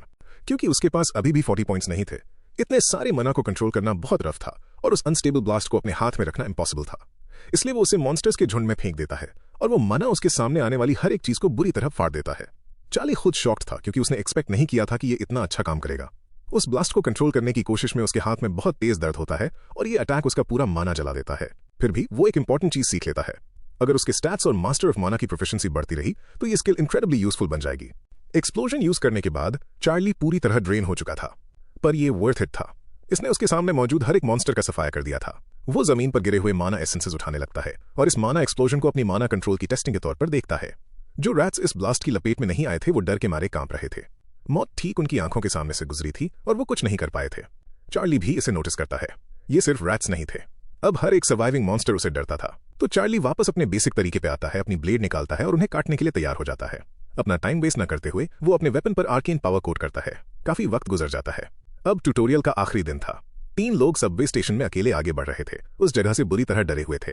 उनमें से एक जूनहो कहता है कि जब तीसरा ट्यूटोरियल शुरू हुआ था तो वहां 1400 लोग थे, पर अब सिर्फ 400 ही बचे हैं, इसलिए उन्हें छिपे रहने की जरूरत है। सेबेस्टियन उसकी बात से सहमत होता है। जैसे ही वो हॉन्ग स्टेशन में और गहराई तक जाते हैं, उनमें से एक सोचता है कि क्या ये जगह हमेशा से इतनी ह्यूज थी। तीसरे मेंबर की एंट्री होती है जिसका नाम लिन जुन होंग था, पर हम उसे जूलिया कहेंगे। वो अचानक ग्रुप का ध्यान खींचती है। थोड़ा आगे उसे एक कन्वीनियंस स्टोर नजर आता है। वो सब खुश हो जाते हैं, कम से कम अब वो अपनी फूड सप्लाईज रिफिल कर पाएंगे। जून हो, जो भूखा था और रामेन खाने के लिए बेताब था, दौड़कर आगे निकल जाता है। सेबेस्टियन, जो उतना ही एक्साइटेड था, एक प्रॉब्लम पॉइंट आउट करता है। उनके पास इसे पकाने के लिए पानी नहीं होगा। फिर भी हंसते हुए और बिना ध्यान दिए जून हो मजाक में कहता है कि अगर जरूरत पड़ी तो वो इसे कच्चा ही खा लेगा। उसे बस रामेन और एक भरा हुआ पेट चाहिए था। पर एक स्पाइडर के लिए जून हो खुद एक खाना था। वो स्पाइडर वेट नहीं करती, वो ऊपर से गिरती है और ठीक जून हो के सिर को काट लेती है। सेबेस्टियन और जूलिया शॉक में फ्रीज हो जाते हैं। उनका भूखा दोस्त खाने की तलाश में आगे बढ़ा था और खुद खाना बन गया। सिचुएशन तेजी से और बुरी होने लगती है और भी मॉन्स्टर्स उन पर झपट्टा मारने आ जाते हैं। सेबेस्टियन समझ जाता है कि ये बहुत बुरा है। एक ही जगह पर कुछ ज्यादा ही मॉन्स्टर्स इकट्ठे थे। वो अपना क्लब निकालता है, जबकि जूलिया डर के मारे कांप रही थी। वो सोचती है कि वो एक साथ इतने सारों से कैसे लड़ पाएंगे। उसने जिंदा रहने के लिए इतनी मेहनत की थी और यहां तक कि लेवल अप भी किया था, पर अब वो सब इस थ्रेट के सामने जीरो लग रहा था। जूलिया इतनी डरी हुई थी कि वो हिल तक नहीं पा रही थी। एक रैट बिना किसी हेजिटेशन के अपने अगले शिकार के लिए चार्ज करता है। अपनी प्योर इंस्टिंक्ट पर एक्ट करते हुए जूलिया उस रैट को ब्लॉक करती है। वो उसे उठाकर साइड में फेंक देती है, पर एक दूसरा रैट इसी मौके का वेट कर रहा था और दूसरी तरफ से उस पर लंच करता है। ये रैट पहले वाले से ज्यादा स्मार्ट था। वो जूलिया के हाथ को पकड़ लेता है। सेबेस्टियन देखता है कि वो मुसीबत में है, पर वो उसकी मदद नहीं कर सकता। एक स्ट्रॉन्ग ज़ॉम्बी ठीक उसके सामने खड़ा था। एक हिट खाने के बाद भी वो ज़ॉम्बी आगे बढ़ता रहता है। उसे कोई दर्द महसूस नहीं हो रहा था और वो सेबेस्टियन पर दोबारा अटैक करता है। सेबेस्टियन उसे रोक नहीं पाता। वो ज़ॉम्बी उसके हाथ को टारगेट करता है और अपने टूटे फूटे दांतों से उस पर बुरी तरह काट लेता है। जूलिया किसी तरह उस रैट को अपने ऊपर से हटाती है, पर उसी वक्त सेबेस्टियन के हाथ में ज़ॉम्बी के दांत गड़े हुए थे और वो सीरियस ट्रबल में था। वो उसकी तरफ देखती है और अपना फोकस खो बैठती है। अगर ऐसा ही चलता रहा तो वो दोनों यहीं मारे जाएंगे और वो दुनिया में किसी भी चीज से ज्यादा जिंदा रहना चाहती थी। वो छोटी सी ओपनिंग काफी थी। एक और रैट जूलिया पर जंप करता है और वो टोटल डिस्पेयर में डूब जाती है। अब ये तय था कि वो नहीं बचेगी। तभी आउट ऑफ नोवेयर जूलिया के ऊपर किसी ने एक बड़ा सा कैन फेंका और वो रैट वहीं का वहीं ढेर हो गया। जूलिया को बिल्कुल आइडिया नहीं था कि अभी क्या हुआ। उसे बस इतना पता था कि उस रैट पर कुछ जोर से लगा और वो तुरंत मर गया। वो जल्दी से आसपास देखती है ये ढूंढने के लिए कि ये किसने फेंका था। अंधेरे की गहराई से एक आवाज आती है, तुम लोग कुछ ज्यादा ही शोर मचा रहे हो। मैं सो रहा था और तुमने मुझे जगा दिया। अब मुझे सच में गुस्सा आ रहा है। ये चार्ली था। वो डाक से बाहर आता है। उसकी आंखों में गुस्सा भरा था और उसके हाथ में ग्रेप लीव्स का एक और कैन था। जैसे ही जूलिया उसे देखती है, वो समझ जाती है कि लेवल्स और स्टैट्स के बीच का गैप कितना बड़ा हो सकता है। उसने अभी जो किया था वो इनसेन था। वो उसे अपना अगला थ्रो रेडी करते हुए देखती है। ये चीज और भी ज्यादा क्रेजी थी। उसने एक मॉन्स्टर को सिर्फ एक कैन से मार दिया था। चार्ली दूसरा कैन सीधा उस ज़ॉम्बी के सिर पर मारता है और उसका सिर धड़ से क्लीनली अलग कर देता है। हर तरफ ग्रेप लीव्स फैल जाते हैं। हिट लगने के बाद कैन जमीन पर गिरता है, पर वो अभी रुका नहीं था। वो अपनी सोर्ड को पकड़ता है और उसमें अपनी पावर डालता है। उसका फोर्स इतना हैवी था कि उसके पैरों के नीचे की जमीन भी वॉर्प होने लगती है। फिर वो इतनी तेजी से आगे बढ़ता है कि ऐसा लगता है जैसे वो एक ही वक्त में दो जगहों पर मौजूद हो। अभी भी गुस्से में वो उनके पास पहुंचता है और रेंज्ड अटैक से क्लोज कॉम्बैट में स्विच कर लेता है। एक ब्रूटल स्ट्राइक सीधे स्पाइडर के सिर पर लैंड होती है और एक झटके में उसे काट देती है। उसके ठीक बाद वो दूसरी स्पाइडर को भी फाड़ देता है, एक स्मूथ फॉलो अप मूव में उसे चीरते हुए। जब तक पहली स्पाइडर की लाश जमीन पर गिरती, दूसरी पहले ही मर चुकी थी। जूलिया और सेबेस्टियन बस स्टंट होकर घूरते रह जाते हैं, जो उन्होंने अभी अपनी आंखों से देखा था। तभी जाकर चार्ली सांस लेने के लिए रुकता है। उसने ये सब एक ही झटके में कर दिया था। अब जब सारे मॉन्स्टर्स मर चुके थे, वो दोनों सर्वाइवर्स की तरफ घूमता है। सेबेस्टियन जल्दी से उसे थैंक यू कहता है और जूलिया कहती है कि उसने उनकी जान बचाई है। पर अचानक सेबेस्टियन को उस ज़ॉम्बी बाइट का दर्द महसूस होने लगता है। दर्द बहुत तेज था। वो अपने घुटनों पर गिर जाता है और जूलिया उसकी मदद के लिए भागती है। चार्ली अपनी इन्वेंट्री खोलता है और कुछ निकालता है। वो उनकी तरफ एक हीलिंग ऑइंटमेंट फेंकता है और जूलिया से कहता है कि इसे घाव पर रगड़ो क्योंकि ये अच्छा काम करता है। फिर वो सेबेस्टियन से पूछता है कि उसका वाइटैलिटी स्टैट कितना है। सेबेस्टियन बताता है कि वो अराउंड 17 है। चार्ली मजाक करता है कि कम से कम वो मरेगा तो नहीं, हालांकि उसका हाथ शायद कुछ वक्त के लिए यूजलेस हो जाए। ये सुनकर सेबेस्टियन आधा मरा हुआ फील करने लगता है। जूलिया जल्दी जल्दी सेबेस्टियन का ट्रीटमेंट शुरू करती है, ये उम्मीद करते हुए कि वो ठीक हो जाएगा और ज़ॉम्बी में नहीं बदलेगा। चार्ली, जो अभी कुछ देर पहले ही उठा था, हिसाब लगाता है कि वो करीब 6 घंटे सोया था। इस रेस्ट से काफी आराम मिला, पर वो अभी भी चाहता था कि काश वो थोड़ी देर और सो पाता।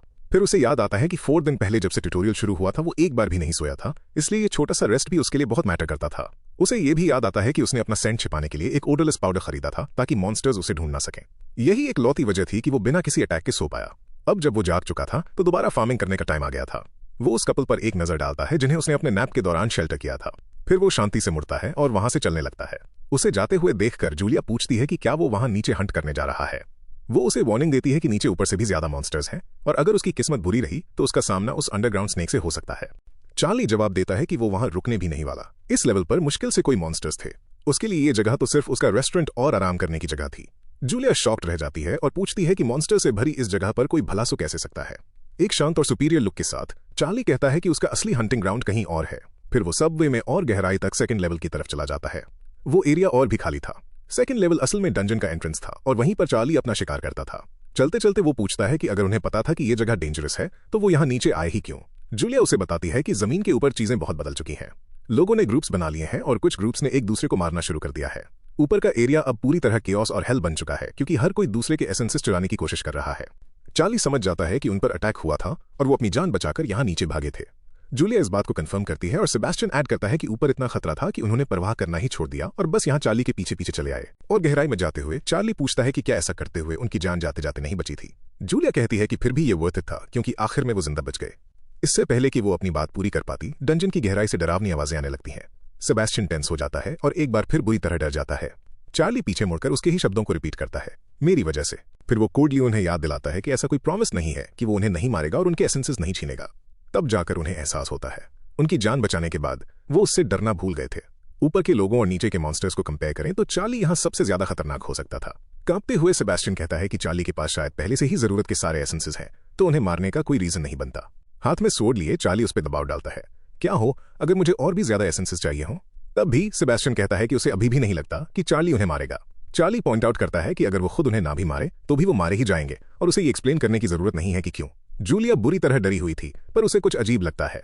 अगर वो उन्हें मारने का प्लान बना रहा था तो पहले ये सब एक्सप्लेन क्यों कर रहा है। फिर वो समझ जाती है कि वो क्या चाहता है तो वो सीधे उससे पूछती है, तुम हमसे क्या चाहते हो। चार्ली मुस्कुराता है। आखिरकार अब वो समझ गए थे। वो कहता है ये बुरी डील नहीं है, अगर तुम अच्छा काम करोगे तो मैं अपने एसेंसेस तुम्हारे साथ शेयर भी करूंगा। वो दोनों जो एक सेकंड पहले डर से कांप रहे थे इस ऑफर को सुनकर स्टन रह जाते हैं।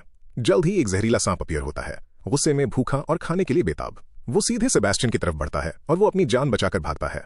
दौड़ते हुए सेबेस्टियन को याद आता है कि चार्ली इसे एक गुड प्रपोजल कह रहा था। उसके लिए ये बहुत घटिया था। वो लगभग मरने वाला था। फिर उसे याद आता है कि चार्ली ने पूछा था कि क्या उसके पैर ठीक हैं और अब उसे आखिरकार समझ आता है कि क्यों। चार्ली ने उसे बताया था कि उसे सिर्फ एक काम करना है, भागना। तो सेबेस्टियन चिल्लाते हुए भागता है कि सांप आ रहा है। तभी चार्ली इतनी तेजी से आगे बढ़ता है कि वो गायब होता हुआ लगता है। एक पल में वो अपनी पूरी ताकत से अपनी ब्लेड सांप के मुंह के अंदर घुसा देता है। वो सांप की बॉडी के ऊपर लैंड करता है और तुरंत खुद को उस जायंट लिजर्ड की तरफ लॉन्च करता है जो पीछे से चार्ज कर रही थी। परफेक्ट टाइमिंग और कंट्रोल के साथ वो एक स्ट्राइक करता है। वो लिजर्ड तुरंत मर जाती है। उसका सिर धड़ से क्लीनली अलग हो चुका था। सेबेस्टियन आखिरकार थक कर अपने घुटनों पर गिर जाता है। जब वो पीछे मुड़कर देखता है तो उसे अपनी आंखों पर यकीन नहीं होता। चार्ली की हंटिंग स्पीड अनरियल थी। जो भी मॉन्स्टर उसका पीछा कर रहा था वो तुरंत फाड़ दिया गया था। सेबेस्टियन सोचने लगता है कि चार्ली के पास अब तक कितने एसेंसेस हो गए होंगे। अगर वो इस तरह हंट करता है तो जमीन पर हर तरफ एसेंसेस गिरती रहेंगी। सेबेस्टियन ने कभी एक साथ इतनी सारी एसेंसेस गिरती नहीं देखी थी। वो हिसाब लगाता है कि हायर लेवल मॉन्स्टर्स का ड्रॉप रेट कहीं ज्यादा अच्छा होता होगा। सिर्फ 2 घंटे में चार्ली ने लगभग 50 एसेंसेस जमा कर ली थी। सेबेस्टियन को रियलाइज होता है कि वो सिर्फ स्ट्रांग नहीं है, वो ऊपर वाले प्लेयर्स से पूरी तरह अलग है। चार्ली वापस आता है। आते हुए एसेंसेस कलेक्ट कर रहा था। वो थका हुआ था पर अभी भी हंटिंग कर रहा था। उसकी पूरी बॉडी खून से सनी हुई थी पर उसमें से एक बूंद भी उसका नहीं था। वो सब मॉन्स्टर्स का था। चार्ली सेबेस्टियन से पूछता है कि उसके पास कितनी एसेंस है। सेबेस्टियन तुरंत टेंस हो जाता है। चार्ली को वहां हाथ में सोर्ड लिए खड़ा देखकर डर जाता है। सेबेस्टियन कहता है कि उसके पास टोटल 6 एसेंसेस है। चार्ली उसे कहता है कि उसने अच्छा काम किया इसलिए वो एक अपने पास रख ले। तो सेबेस्टियन अपनी 5 एसेंसेस चार्ली को दे देता है। साथ ही वो सोच रहा था कि मॉन्स्टर्स के आने की स्पीड उससे कहीं ज्यादा स्लो है जितनी तेजी से चार्ली उन्हें मार रहा था। ये सोचकर उसे हैरानी होती है कि आखिर चार्ली इतनी सारी एसेंसेस का क्या करने वाला है जबकि उसके पास पहले ही 50 से ज्यादा है। फिर सेबेस्टियन मेंशन करता है कि जूलिया को थोड़ा वक्त लग रहा है और चार्ली शांति से कहता है कि थोड़ा वेट करो, वो जल्दी ही वापस आ जाएगी। उसके बाद सेबेस्टियन एक और सवाल उठाता है और पूछता है कि चार्ली का लेवल क्या है। वो कहता है कि चार्ली जिस स्पीड से हंट करता है उसे लगा था कि चार्ली उससे कहीं ज्यादा तेजी से लेवल अप कर रहा होगा। चार्ली कहता है कि उसने बस थोड़ी स्पीड बढ़ाई है और अब वो उतनी तेजी से लेवल अप नहीं कर रहा। एक रियल लेवल गेन करने के लिए अब उसे अगले ट्यूटोरियल का वेट करना पड़ेगा। ये जवाब सुनकर सेबेस्टियन स्टन रह जाता है। अगर वहां के सारे मॉन्स्टर्स मिलकर भी चार्ली को मुश्किल से कोई एक्सपी दे पा रहे हैं तो चार्ली का लेवल इंसेनली हाई होगा। चार्ली फिर सेबेस्टियन से कहता है कि लेवल्स पर्सनल होते हैं इसलिए उसे दूसरों से उनके लेवल के बारे में नहीं पूछना चाहिए। अगर कोई उससे पूछे तो उसे भी जवाब नहीं देना चाहिए। यही बात स्टैट्स पर भी लागू होती है। वो कहता है कि उन्हें बिल्कुल शेयर मत करना। सेबेस्टियन कंफ्यूज हो जाता है और पॉइंट आउट करता है कि चार्ली ने पहले उसकी वाइटैलिटी के बारे में पूछा था। चार्ली जवाब देता है कि वो सही कह रहा है, उसे नहीं पूछना चाहिए था और बस सेबेस्टियन के हाथ को सड़ने और टूटकर गिरने देना चाहिए था। सेबेस्टियन जल्दी से सीधा हो जाता है और कहता है कि वो इसे याद रखेगा। फिर चार्ली उसे एक टिप देता है, जब वो मॉन्स्टर्स को अट्रैक्ट करने में बिजी हो तो सेबेस्टियन को भी कुछ को मारना चाहिए। लेवल अप करने पर फोकस करो और केयरफुल रहो। ठीक तभी जूलिया की आवाज अचानक चिल्लाती है और चार्ली में वापस आ गई। और यहाँ एक सांप है, एक छिपकली है, एक सास है, एक साला है, सब मेरे पीछे पड़े हैं, बस भागो। सेबेस्टियन डर के मारे पैनिक करने लगता है क्योंकि जब जूलिया आती है इसका मतलब होता है भागने का टाइम आ गया है। चार्ली हालांकि उसके लिए बिल्कुल परेशान नहीं लग रहा था। वो पलटकर गुस्से में भरे मॉन्स्टर्स के पूरे झुंड को चार्ज करते हुए आते देखता है। चार्ली पूरी स्पीड से सीधे उनकी तरफ दौड़ पड़ता है, जबकि जूलिया जिंदा रहने के लिए अपनी पूरी जान लगा देती है। सेबेस्टियन भी आगे बढ़ता है और अपनी पूरी ताकत से एक स्ट्रेट पंच मारता है और एक ही हिट में मॉन्स्टर को ढेर कर देता है, जिससे वो तुरंत लेवल अप हो जाता है। जूलिया पूछती है कि क्या सेबेस्टियन लेवल अप हुआ, और वो हाँ कहता है इससे पहले कि वो उसके बारे में पूछे। वो कहती है कि वो भी लेवल अप हुई और थोड़ी ही देर बाद सारे मॉन्स्टर्स मर चुके थे। सेबेस्टियन जमीन से आखिरी एसेंस उठाता है। उसके बाद वो जूलिया को एक और एसेंस देता है। इसके साथ ही सेबेस्टियन और जूलिया दोनों के पास अब 50 एसेंसेस हो गए थे और जूलिया इस बात को कंफर्म करती है। जूलिया सच में बहुत थैंकफुल थी। वो कहती है कि पहले उनके पास सिर्फ 20 एसेंसेस थे, पर इस हंटिंग स्पीड की वजह से उन्होंने बाकी के बहुत जल्दी जमा कर लिए। फिर वो प्रोटैगनिस्ट को उसकी मदद के लिए दोबारा थैंक यू कहती है। वो भी उन्हें थैंक यू कहता है, क्योंकि उन दोनों के आसपास होने से उसकी हंटिंग एफिशिएंसी 50% बढ़ गई थी। अपने दिमाग में वो ये भी सोच रहा था कि उसने अपनी उम्मीद से कहीं ज्यादा एसेंस जमा कर लिए हैं। उसके बाद चार्ली टाइम चेक करता है और देखता है कि गेट खुलने का वक्त लगभग आ गया है, इसलिए वो उन दोनों को बुलाता है और कहता है कि अब बाहर निकलने का टाइम आ गया है। वो चाहता था कि जब गेट खुले तब वो लोग बाहर हों। वो दोनों बहुत खुश थे, क्योंकि आखिरकार वो मॉन्स्टर्स के इस समुंदर से बाहर निकलकर वापस ऊपर जाएंगे। जूलिया पूछती है कि क्या बाहर के हालात अभी भी पहले जैसे क्रेजी होंगे। चार्ली कहता है कि वो शर्त लगा सकता है कि हालात और भी बुरे होंगे। तीसरा ट्यूटोरियल लगभग खत्म होने को था, इसलिए बाहर शायद कोई वॉर चल रही होगी। सेबेस्टियन कहता है कि उसे बाहर के लोगों की फिक्र हो रही है, क्योंकि वहां सिर्फ बुरे लोग ही नहीं, बहुत से अच्छे लोग भी हैं। फिर सीन बाहर पोर्टल पर शिफ्ट होता है। ये पहले ग्रीन हुआ करता था, पर अब ये रेड हो चुका है। इस पर 050 भी दिख रहा था, जिसका मतलब था कि अब पोर्टल एक इंसान को बाहर भेजने के लिए टोटल 50 एसेंसेस चार्ज करता है। वहां बहुत से लोग जमा थे। सभी उस पोर्टल के पार जाने और आगे बढ़ने के लिए डेस्परेट थे। एक एक्स्ट्रा प्लेयर अपना एसेंस चेक करता है और देखता है कि उसके पास सिर्फ 45 है, यानी उसके पास अभी भी 5 कम है। वो नोटिस करता है कि बाकी सभी लोग भी अपने वेपन्स के साथ साथ अपने एसेंसेस छिपा रहे हैं और धीमी शेडी आवाजों में बातें कर रहे हैं। एक गंजा एक्स्ट्रा प्लेयर कहता है कि एसेंस का ड्रॉप रेट बहुत घटिया है, इसलिए उन लोगों को मारना ज्यादा समझदारी है जिनके पास एसेंसेस हैं, बजाय उन मॉन्स्टर्स के जो स्ट्रांग हैं और शायद कुछ ड्रॉप भी ना करें। वो अपने पार्टनर से कहता है कि उन्हें और इंसानों को मारना होगा और ज्यादा रिलिक्स जमा करने होंगे। उसका पार्टनर इस बात से सहमत होता है और कहता है कि सब लोग यही सोच रहे हैं, बस इस बात का वेट कर रहे हैं कि पहला कदम कौन उठाएगा। उसका दोस्त, जो देखने में काफी रफ लग रहा था, कहता है पोर्टल खुलते ही सब कुछ बदल जाएगा। हर कोई यही सोच रहा होगा। जिसके पास भी रेलिक्स हो उसे मारो, सब कुछ चुरा लो, 50 तक पहुंचो और इससे पहले कि कोई तुम्हारा सामान चुराए यहां से भाग निकलो। गंजा बंदा अपने दोस्त की तरफ पलटता है, पर तभी उसे उसके पीछे एक ब्लॉन्ड लीडर दिखाई देता है। वो कहता है कि वो लड़का शायद उन्हीं की तरफ आ रहा है। हाँ, वो सीधा हमारी तरफ ही आ रहा है। कुछ तो गड़बड़ है, सुनते हैं वो क्या चाहता है। गंजा बंदा रियलाइज करता है कि वो ब्लॉन्ड लीडर सच में उन्हीं की तरफ बढ़ रहा है और वो पहले ही समझ जाता है कि मुसीबत आने वाली है। ब्लॉन्ड लीडर काफी पोलाइटली आगे आता है और पूछता है कि उन दोनों का क्या हालचाल है। गंजे बंदे का दोस्त उसे तुरंत चुप करा देता है, कहता है कि वो दोस्त नहीं है और उन्हें फेक स्मॉल टॉक की जरूरत नहीं है। ब्लॉन्ड लीडर बस हंसता है, क्लियरली खुद से काफी खुश था। वो पहले से जानता था कि आगे क्या होने वाला है। फिर वो उस गंजे के दोस्त पर दबाव डालना शुरू करता है, कहता है कि सिचुएशन बिल्कुल साफ है, पोर्टल खुलेगा और एक ब्लड बाथ शुरू हो जाएगा। वो एक्स्ट्रा प्लेयर सोचता है कि ये ब्लॉन्ड बंदा एक नंबर का बास्टर्ड है और काफी चालाक भी है, क्योंकि वो पहले ही सब कुछ समझ चुका था, इसलिए दूसरों को मारकर पोर्टल से निकल भागना आसान नहीं होगा। वो एक्स्ट्रा उस ब्लॉन्ड लीडर से पूछता है कि उसे कितने एसेंस चाहिए। ब्लॉन्ड लीडर कहता है कि उसके साथ बहुत से लोग हैं, इसलिए उसके पास खिलाने के लिए बहुत सारे मुंह हैं। गंजे बंदे के दोस्त की आंखों में देखते हुए वो कहता है मुझे 700 चाहिए। वो बंदा सुन्न पड़ जाता है। उसने एक बड़े नंबर की उम्मीद की थी, पर 700? अपनी मुट्ठी भींचकर वो गुस्से से आग बबूला हो जाता है। उसके पूरे ग्रुप के पास मिलाकर सिर्फ 300 एसेंस थे और ये ब्लॉन्ड बास्टर्ड 700 की डिमांड कर रहा था। वो जानता था कि ये डिमांड इनसीन है, जिसका मतलब था कि लड़ाई लगभग तय थी। ब्लॉन्ड लीडर बड़ा दिल दिखाने का नाटक करता है और कहता है कि वो कीमत थोड़ी कम कर देगा। अगर वो 400 दे दें तो वो शांति से जा सकते हैं और उसका ग्रुप बाकी के कहीं और से जुगाड़ लेगा। वो दूसरा बंदा उसे घूरता है और समझ जाता है कि ये सिचुएशन अब हेल में बदल रही है। इनकार करने का सीधा सा मतलब वॉर का ऐलान करना होगा। उसके ग्रुप में 20 लोग थे, जबकि उस ब्लॉन्ड लीडर के पास 50 थे। वो यही सोचता रहता है कि आखिर वो 400 एसेंस कहां से लाएगा और आखिरकार डिसाइड करता है कि वो लड़ना पसंद करेगा। पर ठीक तभी कोई उस टेंशन भरे माहौल को चीरते हुए आता है। ये जूलिया और सेबेस्टियन थे। वो दोनों पोलाइटली रास्ता मांगते हैं और ठीक सबके बीच से चलते हुए आगे बढ़ते हैं। ब्लॉन्ड लीडर मुड़कर देखता है कि चल क्या रहा है। जैसे ही सेबेस्टियन उस ब्लॉन्ड लीडर को देखता है, वो उस बड़े कमीने को पहचान जाता है और सेबेस्टियन के ठीक पीछे आता है द फियरलेस चार्ली। वो सबके पास से गुजरता है और जमीन पर एक बॉक्स पटक देता है। अब पूरी भीड़ ये फिगर आउट करने में लगी थी कि उसके अंदर क्या है। अभी भी फ्रेंडली होने का नाटक करते हुए ब्लॉन्ड लीडर चार्ली से पूछता है कि वो इतने वक्त से कहां था। चार्ली ने ऊपर देखने की जहमत तक नहीं उठाई। वो बस इतना कहता है कि उसे कुछ काम थे, बस इतना ही। फिर ब्लॉन्ड लीडर पूछता है कि क्या वो सारे एसेंस जमा कर पाया, और चार्ली जवाब देता है ऑब्वियसली। उसी पल चार्ली अपना डिमेंशनल बैग निकालता है और मैजिक एसेंसेस का एक बहुत बड़ा ढेर जमीन पर पलटने लगता है। हर कोई शॉक में घूरता रह जाता है कि एक ही जगह पर इतनी सारी एसेंसेस कैसे हो सकती हैं। ये कंप्लीटली क्रेजी था। सैकड़ों एसेंसेस वहां पड़े थे। भीड़ में से कोई पूछता है कि उसके पास कितने हैं और दूसरा कहता है उस बॉक्स में कम से कम 1000 तो होंगे ही। ब्लॉन्ड लीडर बस यही सोच पाता है, कैसा कमीना है, उसने इतने सारे एसेंसेस कैसे जमा किए। फिर भी उसका कॉन्फिडेंस बढ़ने लगता है। उसके साथ काफी आदमी थे, इसलिए वो सोचता है कि चार्ली को मारना और उन सारी एसेंसेस को लूट लेना काफी आसान होगा। आखिरकार उसके पास 50 आदमी थे और वो यही सोचते जा रहा था कि चार्ली चाहे जितना भी स्ट्रांग हो, वो अकेले उन सबसे एक साथ लड़ ही नहीं सकता। अपना सिर उठाए बिना ही प्रोटैगनिस्ट अचानक कहता है, हे ब्लॉन्ड गाय। फिर वो उन सबको जमीन पर ध्यान से देखने को कहता है। ब्लॉन्ड लीडर को पहले समझ नहीं आता कौन सी जमीन, पर जब वो नीचे देखता है तो उसे वहां एक निशान दिखता है और उसे रियलाइज होता है कि प्रोटैगनिस्ट ने जमीन पर एक लाइन ड्रॉ की है। तो उसका ये मतलब था। चार्ली उनसे कहता है कि उन सबको एसेंस चाहिए, राइट? फिर वो ऐड करता है कि उसे खुद अब इन एसेंसेस की जरूरत नहीं है क्योंकि उसके पास पहले से ही काफी है। और जैसे ही भीड़ एसेंस के लिए गिड़गिड़ाने लगती है, चार्ली कहता है, श्योर, मैं तुम्हें कुछ दे दूंगा पर फ्री में नहीं, मैं इन्हें बेचूंगा। एक एसेंस 100 पॉइंट्स का, और अगर कोई मुझसे खरीदना चाहता है तो उसे इस लाइन के अंदर आने के लिए पहले परमिशन लेनी होगी, तभी वो अंदर कदम रख सकते हैं। भीड़ तुरंत कंप्लेन करने लगती है कि ये बहुत महंगा है। एक एसेंस के लिए 100 पॉइंट्स कुछ ज्यादा ही है।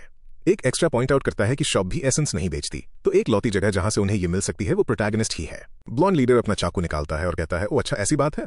वो प्रोटैगनिस्ट की तरफ ब्लेड पॉइंट करता है और उसे एक सेल्फिश बास्टर्ड बुलाता है। कहता है कि वो इन एसेंसेस को फ्री में देकर सैकड़ों लोगों की जान बचा सकता था, पर इसके बजाय वो इसे बेचना चाहता है।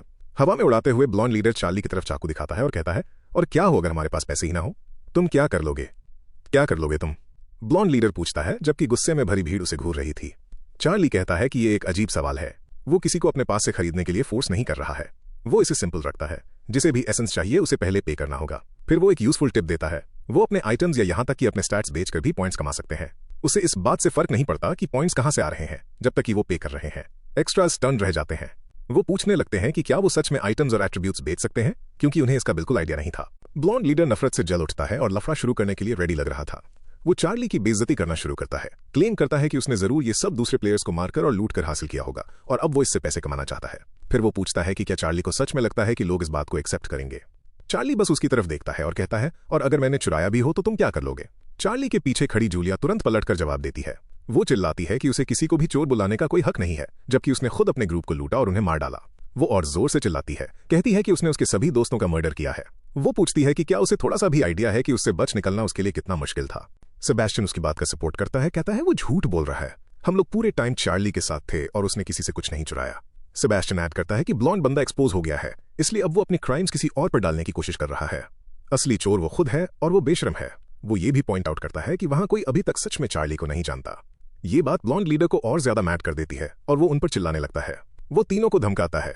चार्ली के पीछे खड़े उन दोनों का मजाक उड़ाता है और पूछता है कि क्या उन्हें लगता है कि वो सेफ है। फिर उसके आदमी अपने वेपन्स निकालते हैं और लड़ने के लिए तैयार हो जाते हैं।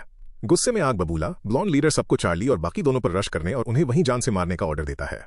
वो एक्स्ट्रास गुस्से से भरे हुए सीधे चार्ली की तरफ चार्ज करते हैं, जैसे ही उनमें से दो लोग बिना परमिशन के उस लाइन को क्रॉस करते हैं। चार्ली एक ही स्विंग में उन दोनों के सिर धड़ से अलग कर देता है। वो बाकियों को घूरता है और कहता है, तो तुमने लाइन क्रॉस की? हाँ। फिर वो उन्हें दोबारा वार्निंग देता है, बिना परमिशन के ये लाइन क्रॉस नहीं करनी थी। वो दोनों लाशें जमीन पर गिरती हैं और बाकी सब फ्रीज हो जाते हैं। उसका स्ट्राइक इतना फास्ट था कि उन्हें पता तक नहीं चला। अब जाकर उस ब्लॉन्ड लीडर को उस लाइन के बारे में याद आता है जिसका जिक्र चार्ली ने पहले किया था। उसे वो वार्निंग याद आती है कि चाहे जो हो जाए इसे क्रॉस मत करना, हमेशा की तरह शांत। चार्ली सबसे कहता है कि उसका ऑफर अभी भी वही है, अगर वो पे कर सकते हैं तो वो उन्हें एसेंस बेचेगा, पर अगर किसी को उसके सर्कल के अंदर आना है तो पहले परमिशन लेनी होगी। वो कहता है, ये आखिरी वार्निंग है, खरीदो या मत खरीदो, ये तुम्हारी चॉइस है, पर अगर किसी ने बुरी नीयत के साथ ये लाइन दोबारा क्रॉस की तो मैं इसे ऐसे ही नहीं जाने दूंगा। फिर वो खड़ा होता है, उनकी आंखों में सीधा देखता है और कहता है कि वो उस हर एक इंसान को मार देगा जो उस पर अटैक करने के लिए इस लाइन को क्रॉस करेगा। उसके बाद प्रोटैगनिस्ट अपनी बेसिक आर्केन सोर्ड निकाल लेता है। 48 आदमी बचे होने के बावजूद ब्लॉन्ड लीडर पूरी तरह अपना दिमाग खो देता है। वो उन्हें चार्ली को अभी मारने और नरक में भेजने का ऑर्डर देता है, जबकि वो खुद सेफ पीछे खड़ा रहता है। एक आदमी चार्ली पर अटैक करता है। चार्ली झुककर डॉज कर लेता है। दूसरा पीछे से अटैक करता है, पर वो कुछ ज्यादा ही फास्ट था। प्रोटैगनिस्ट पहले आदमी का सिर उड़ा देता है और दूसरे को 2 हिस्सों में चीर देता है। चार्ली एक ब्लर की तरह मूव करता है, 10 मीटर की दूरी से एक साथ 5 आदमियों को ढेर कर देता है। जिस किसी ने भी लाइन क्रॉस की वो लगभग तुरंत मारा गया। ब्लॉन्ड लीडर डर से कांपने लगता है। वो जो देख रहा था वो इम्पॉसिबल लग रहा था। कोई भी नॉर्मल इंसान इतना स्ट्रांग या फास्ट नहीं हो सकता। फिर उसे रियलाइज होता है उसका लेवल अभी भी लेवल 1 है, क्योंकि उसने हंटिंग करने के बजाय सेफ जोन में छिपना बेहतर समझा था। वो भूल गया था कि ये किस तरह की दुनिया है। यहाँ ताकतवर लोग रूल करते हैं और चार्ली क्लियरली उससे कहीं ऊपर था, इसलिए वो भागने के लिए तैयार होता है।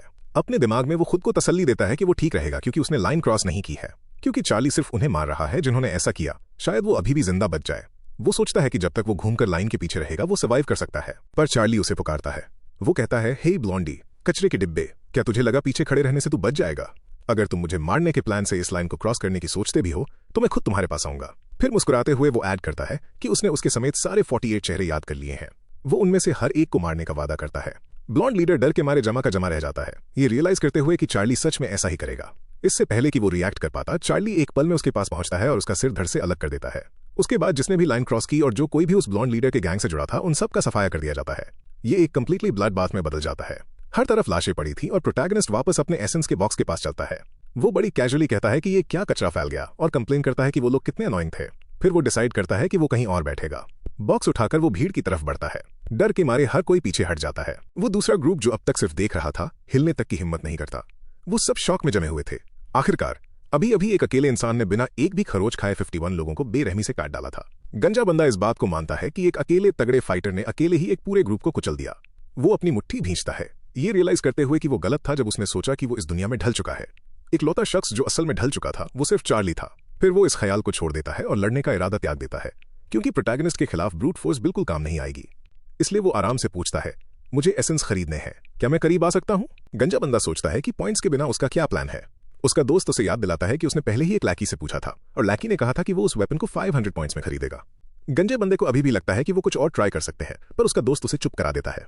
वो कहता है कि चार्ली के हाथों में जितनी भी एसेंस है वो हंटिंग से आई है। क्या उन्हें सच में लगता है कि वो ऐसे किसी इंसान से लड़ सकते हैं? अगर चार्ली के पास लगभग 1000 एसेंस हैं, तो उसने कम से कम 12,000 मॉन्स्टर्स को मारा होगा। गंजा बंदा पूछता है कि उसे ये कैसे पता? उसका दोस्त कहता है कि हजारों मॉन्स्टर्स को मारे बिना कोई इतना स्ट्रांग नहीं बनता, और सबूत तुम्हारे सामने ही है।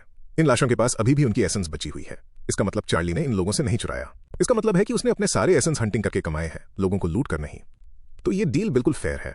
चार्ली पीछे मुड़कर देखता है और उस गंजे बंदे के दोस्त को करीब आने की परमिशन देता है। वो आदमी 5 एसेंस के लिए 500 पॉइंट्स ऑफर करता है और पूछता है कि चार्ली उसे कितने बेच सकता है। फिर वो अपना माइंड चेंज करता है और कहता है कि उसे 5 की जगह 7 चाहिए।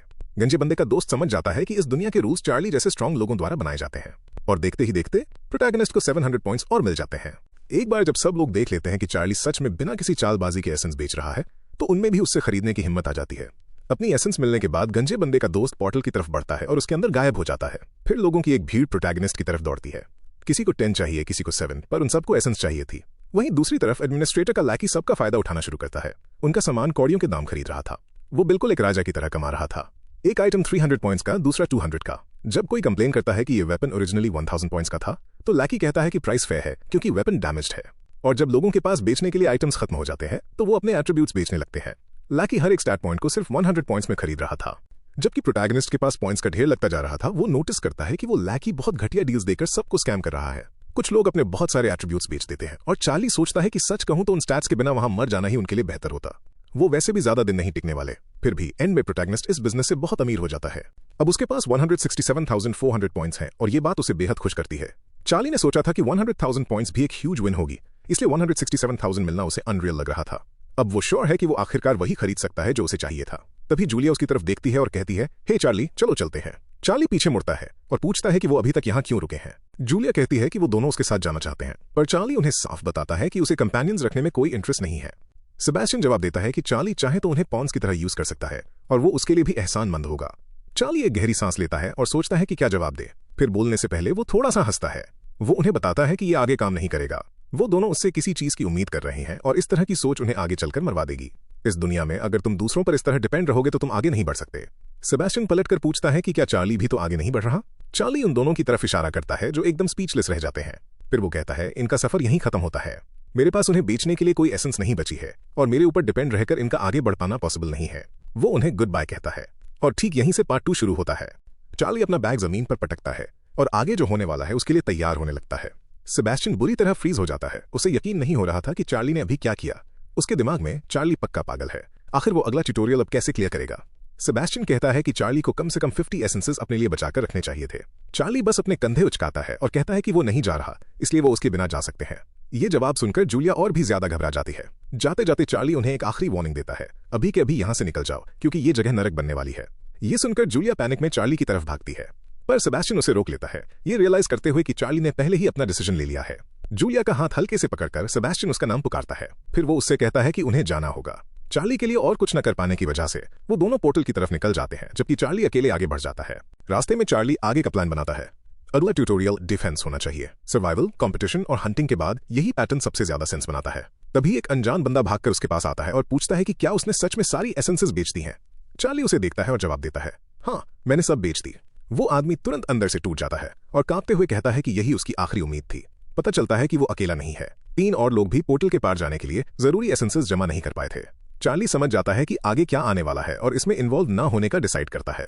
वो बस चलता रहता है, ये जानते हुए कि ये पूरी जगह एसेंसेस के लिए एक बैटलफील्ड बनने वाली है। वहां करीब 12 लोग बचे थे और अगर हर एक के पास 5 एसेंसेस भी हैं तो एक कत्ले आम होना लगभग तय है। वहीं चार्ली अपनी दूरी बनाए रखता है। वो हिसाब लगाता है कि हेल शुरू होने में अब सिर्फ 1 घंटा बचा है, इसलिए वो शॉप ओपन करने के लिए एक लैकी को बुलाता है। एक नई प्रेजेंस फील होती है और चार्ली तुरंत रियलाइज करता है कि कोई बहुत ताकतवर शख्स वहां आ गया है। उसने एक्सपेक्ट किया था कि कोई मामूली लैकी आकर स्टोर खोलेगा, पर ऐसा नहीं होता। पोर्टल से बाहर निकलने वाला शख्स खुद ट्यूटोरियल एडमिनिस्ट्रेटर था। वो जायंट चार्ली की तरफ देखता है और पूछता है कि उसने उसे यहाँ क्यों बुलाया। चार्ली कहता है कि वो एडमिनिस्ट्रेटर को नहीं बुला रहा था, उसे तो सिर्फ एक लैकी चाहिए था। एडमिनिस्ट्रेटर एक्सप्लेन करता है कि वो नए लैकीज चुन रहे हैं क्योंकि काफी लोगों को फायर करने के बाद उनके पास स्टाफ की कमी है। चार्ली पूछता है कि क्या ये मुसीबत उसकी वजह से आई।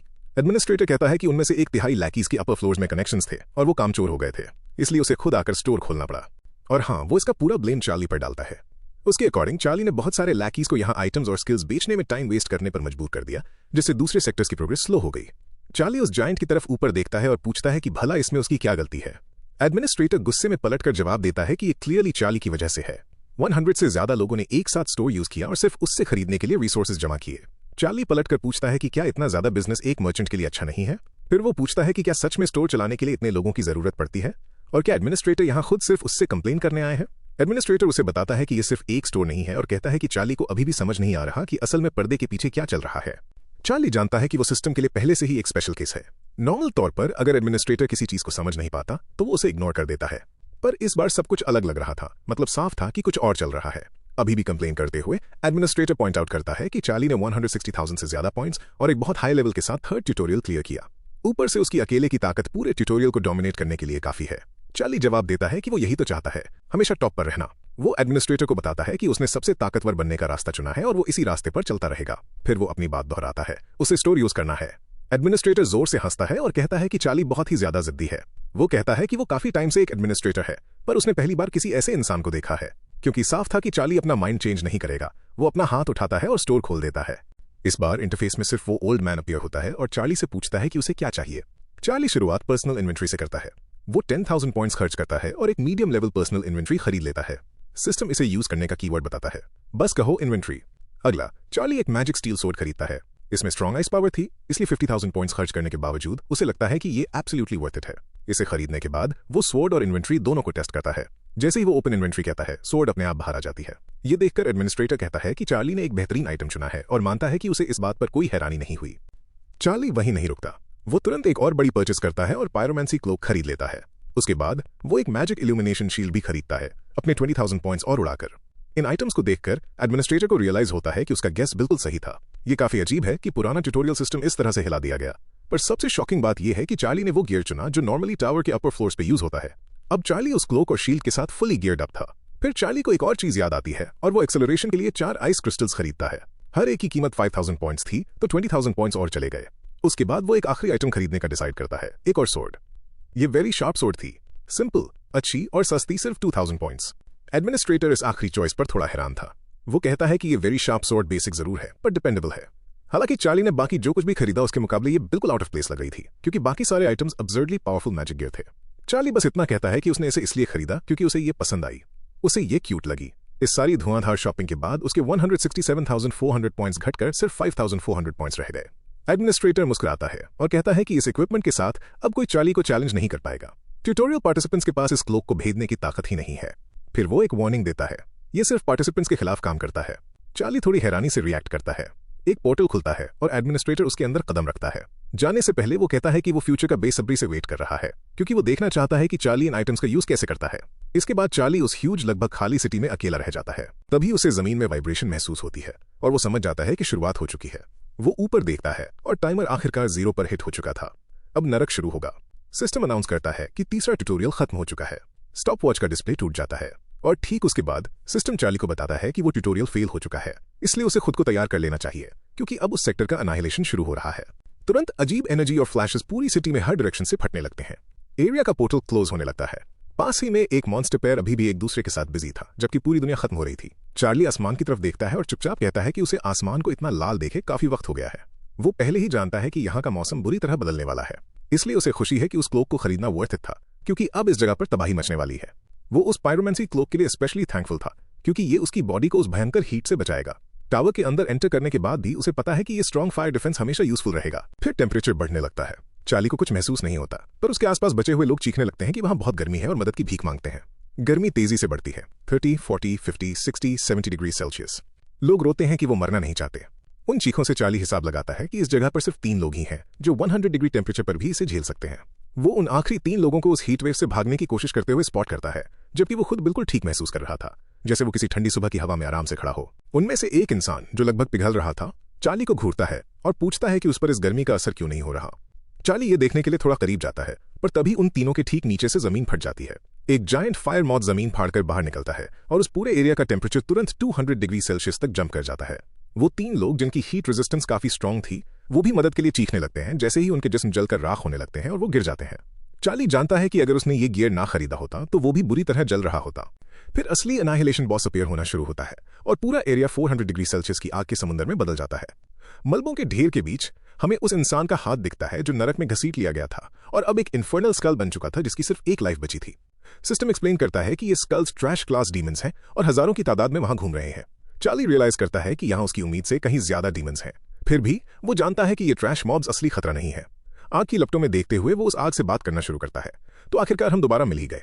वो फायर मॉथ चार्ली के सामने आता है और वो सोचता है कि इस क्रीचर को अनाहिलेशन क्यों कहा जाता है, इसका एक सॉलिड रीजन है। फिर सिस्टम उसे आइडेंटिफाई करता है। एक लो क्लास डीमन जिसका नाम सुरुत्रा है अपीयर हो चुका है।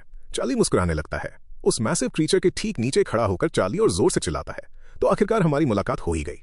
वो सुरुत्रा को घूरता है और एक कमीनी स्माइल देता है। ये वही बदला है जिसके लिए वो यहां आया था। उस डीमन को देखते हुए चार्ली को रैग्नारॉक का वक्त याद आता है जब सुरुत्रा एक पहाड़ जैसा विशाल था, पर यहाँ ट्यूटोरियल में वो सिर्फ एक घर के साइज का है। तो ये जगह इस तरह से चीजों को बैलेंस करती है। वो डीमन आग से बाहर निकलता है। उसकी पूरी बॉडी आग की लपटों में लिपटी हुई थी। सुरुत्रा बोलना शुरू करता है कि दुनिया बनाई ही जलने और तबाह होने के लिए जाती है, पर चार्ली उसे तुरंत टोक देता है। वो उसका मजाक उड़ाता है, पूछता है कि वो इतना ड्रामेटिक क्यों बन रहा है जबकि वो सिर्फ एक कमीना है। फिर वो उसे अपनी बकवास बंद करके लड़ने को कहता है। तब जाकर वो डीमन असल में चार्ली की तरफ ध्यान से देखता है और उसकी आंखों को नोटिस करता है। सुरुत्रा कहता है कि ये आंखें पहचानी हुई लग रही हैं। फिर वो चार्ली से कहता है कि बस यही सोचते रहो कि क्या तुम इस जगह से जिंदा बाहर निकल पाओगे। उसके बाद डीमन जमीन पर एक स्पेल कास्ट करता है जिससे एक बड़ा सा पिलर निकलता है जिसके ऊपर एक थ्रोन था। वो वहां बैठ जाता है जबकि उसके स्कल सर्वेंट्स चार्ली पर झपट पड़ते हैं और वो बस ऊपर से देखता रहता है। चार्ली बिल्कुल हेजिटेट नहीं करता। वो पहले स्कल पर चार्ज करता है और उसे काटने के लिए रेडी हो जाता है। वो क्रीचर रिएक्ट तक नहीं कर पाता कि चार्ली पहले ही उस पर हावी था। वो इतना फास्ट था कि स्कल खुद को डिफेंड नहीं कर पाता और चार्ली उसके सिर को 2 हिस्सों में चीर देता है। पर उस स्कल की एक ट्रिक थी। वो बेसिकली एक क्रीपर था। जैसे ही वो मरता है एक बहुत बड़ा एक्सप्लोजन होता है। दूर से डीमन हंसते हुए प्रोटैगनिस्ट को अनाड़ी बुलाता है। जो कोई भी जानता है कि क्रीपर क्या होता है उसे ये आते हुए पहले ही देख लेना चाहिए था। थोड़ी देर बाद आग की लपटें शांत होती हैं जिससे पूरा एरिया धुएं से भर जाता है। उस धुएं में से चार्ली आगे निकल कर आता है। अभी भी आग में जल रहा था पर जिंदा था। उसके पायरोमैंसी क्लोक ने ब्लास्ट की आग को पूरी तरह ब्लॉक कर लिया था। सुरुत्रा तुरंत नोटिस करता है कि वो क्लोक ऑर्डिनरी नहीं है और अब उसने एक्स्ट्रा फायर रेजिस्टेंस भी गेन कर ली है। चार्ली ऊपर देखता है और कहता है, जाहिर सी बात है ये स्पेशल है, ये शॉप से आया है। अगर मेरे पास पॉइंट्स हैं और शॉप ब्रोकन आइटम्स बेच रही है तो मैं वो सब खरीदूंगा जो मैं खरीद सकता हूं। फिर वो ऐड करता है कि उसने ये सब तैयारी सिर्फ सर्वाइव करने के लिए नहीं की। वो थ्रोन पर बैठे डीमन की तरफ इशारा करता है और चिल्लाता है कि वो यहां उसे मारने आया है। सुरुत्रा मुस्कुराता है और उन बातों को बोल्ड और बेवकूफी भरा बुलाता है। वो कहता है कि चार्ली को खुद को किस्मत वाला समझना चाहिए क्योंकि आज तक किसी इंसान ने उसका चेहरा नहीं देखा था। चार्ली उसकी इस भाषणबाजी से पक चुका था। वो डीमन से उस कुर्सी से उतरने और एक मर्द की तरह लड़ने को कहता है, पर सुरुत्रा बस इतना कहता है कि उसे पहले और ट्रेनिंग की जरूरत है। फिर वो और स्कल्स भेज देता है। ये देखकर चार्ली और भी ज्यादा गुस्से में आ जाता है, इसलिए वो मंकीज आइज एक्टिवेट करता है। उस पावर के ऑन होते ही वो सीधा उस भीड़ के ठीक बीच में छलांग लगाता है ताकि उन सबसे एक साथ निपट सके। क्रेजी स्पीड पर चार्ली अपने सामने आने वाली हर चीज को फाड़ना शुरू करता है। सिस्टम लगातार लेवल अप अनाउंस करता रहता है पर वो अपनी स्पीड कम नहीं करता। वो एक के बाद एक स्कल को इतनी आसानी से काट रहा था कि ये लगभग बहुत सिंपल लग रहा था, पर इतनी तेजी से मूव करना एक और प्रॉब्लम पैदा करता है। स्कल्स को तुरंत एक्सप्लोड होने का टाइम ही नहीं मिल रहा था। जब वो पीछे मुड़कर देखता है तो आग की एक मैसिव वेव उसके पीछे भागी चली आ रही थी। उसके पीछे धमाकों की एक लंबी चेन छूट पड़ती है जो एरिया की हर चीज को तबाह कर रही थी। खतरा देखकर प्रोटैगनिस्ट अपनी मैजिक इल्यूमिनेशन शील्ड आगे कर देता है। वो उन लगातार होते धमाकों को रोक तो लेता है पर उसमें क्रैक्स पड़नी शुरू हो जाती हैं। चार्ली उन क्रैक्स को इग्नोर करता है और वापस स्कल्स पर रश करता है।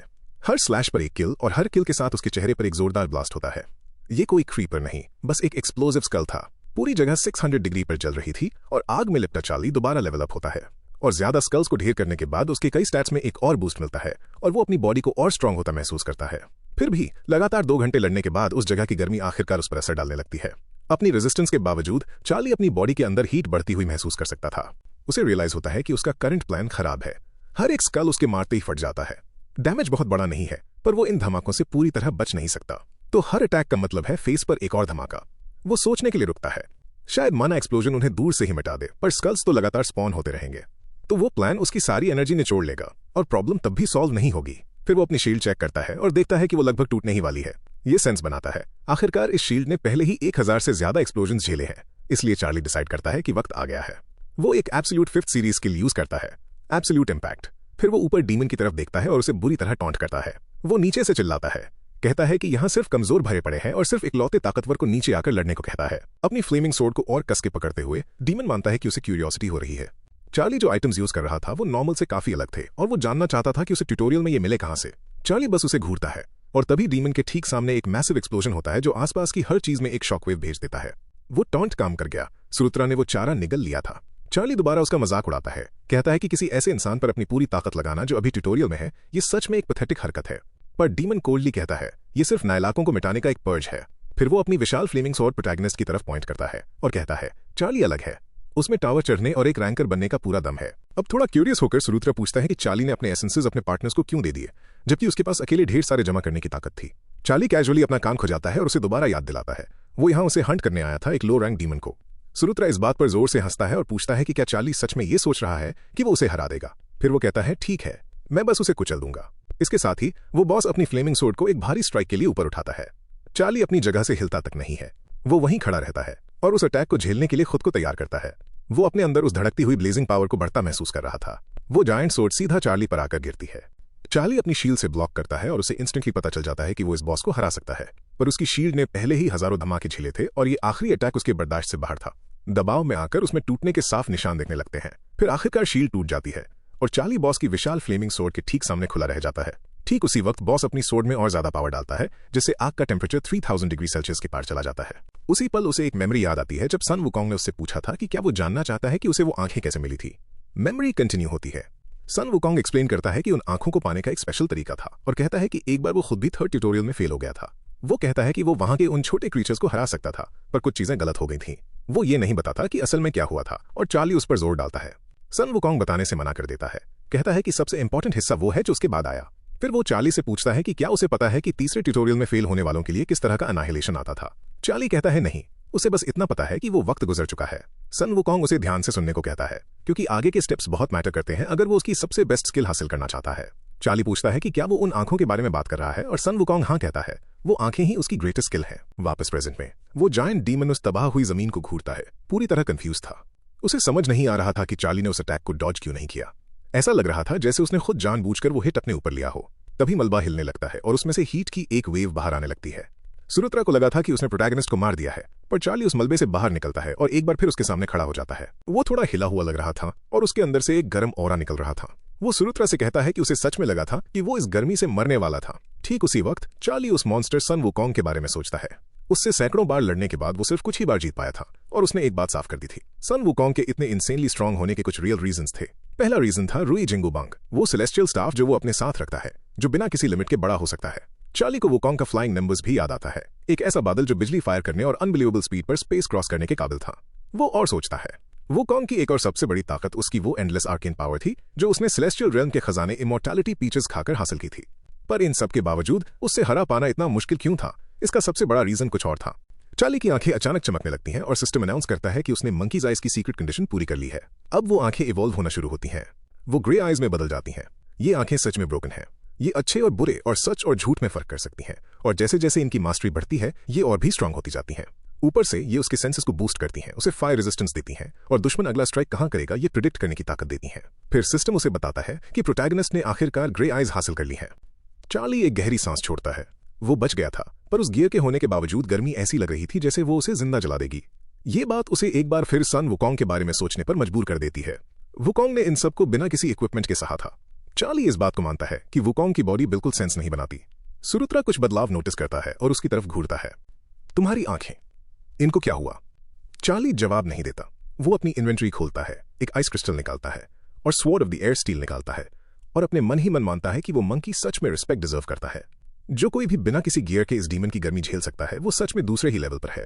वो सुरुत्रा को थैंक यू कहता है कि उसने ये आंखें पाने में उसकी मदद की, फिर अपना स्टांस लोअर करता है और उस डीमन से कहता है कि उसका सेटअप पूरा हो चुका है, अब वक्त आ गया है।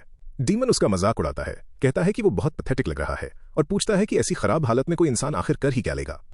चार्ली उसे हल्के में लेते हुए कहता है, ये तो कुछ भी नहीं है। फिर वो एक साथ 2 आइस क्रिस्टल्स को क्रश करता है। तुरंत उसकी बॉडी का टेम्परेचर तेजी से गिरने लगता है। सुरुत्रा हैरानी से देखता है कि प्रोटैगनिस्ट की बॉडी में फैल रही जलन अब कैंसिल आउट होने लगी थी। साथ ही प्रोटैगनिस्ट को एक और बूस्ट मिलता है। अब उसकी आर्केन पावर में आइस ऐड हो चुकी है। एक पल पहले वो बस उस जायंट के हिट्स खा रहा था, अब आइस क्रिस्टल्स के बाद उसके आसपास की गर्मी कम हो जाती है और चार्ली अपने पैर जमाकर पलटवार करने के लिए तैयार हो जाता है। सच तो यह था कि उसकी बॉडी जम रही थी, इसलिए वो शांत खड़ा नहीं रह सकता था। वो आग के बीच से आगे की तरफ रश करता है। वो जायंट प्रोटैगनिस्ट पर अपनी सोर्ड चलाता है। चार्ली रियलाइज करता है कि सुरुत्रा शायद समझ चुका है कि इसका क्या मतलब है। उसकी आइस से कवर हुई बॉडी उस डीमन की आग का ठीक ऑपोजिट है। सुरुत्रा का विशाल ब्लेड चार्ली पर गिरता है, पर वो उसे ब्लॉक करने में कामयाब हो जाता है।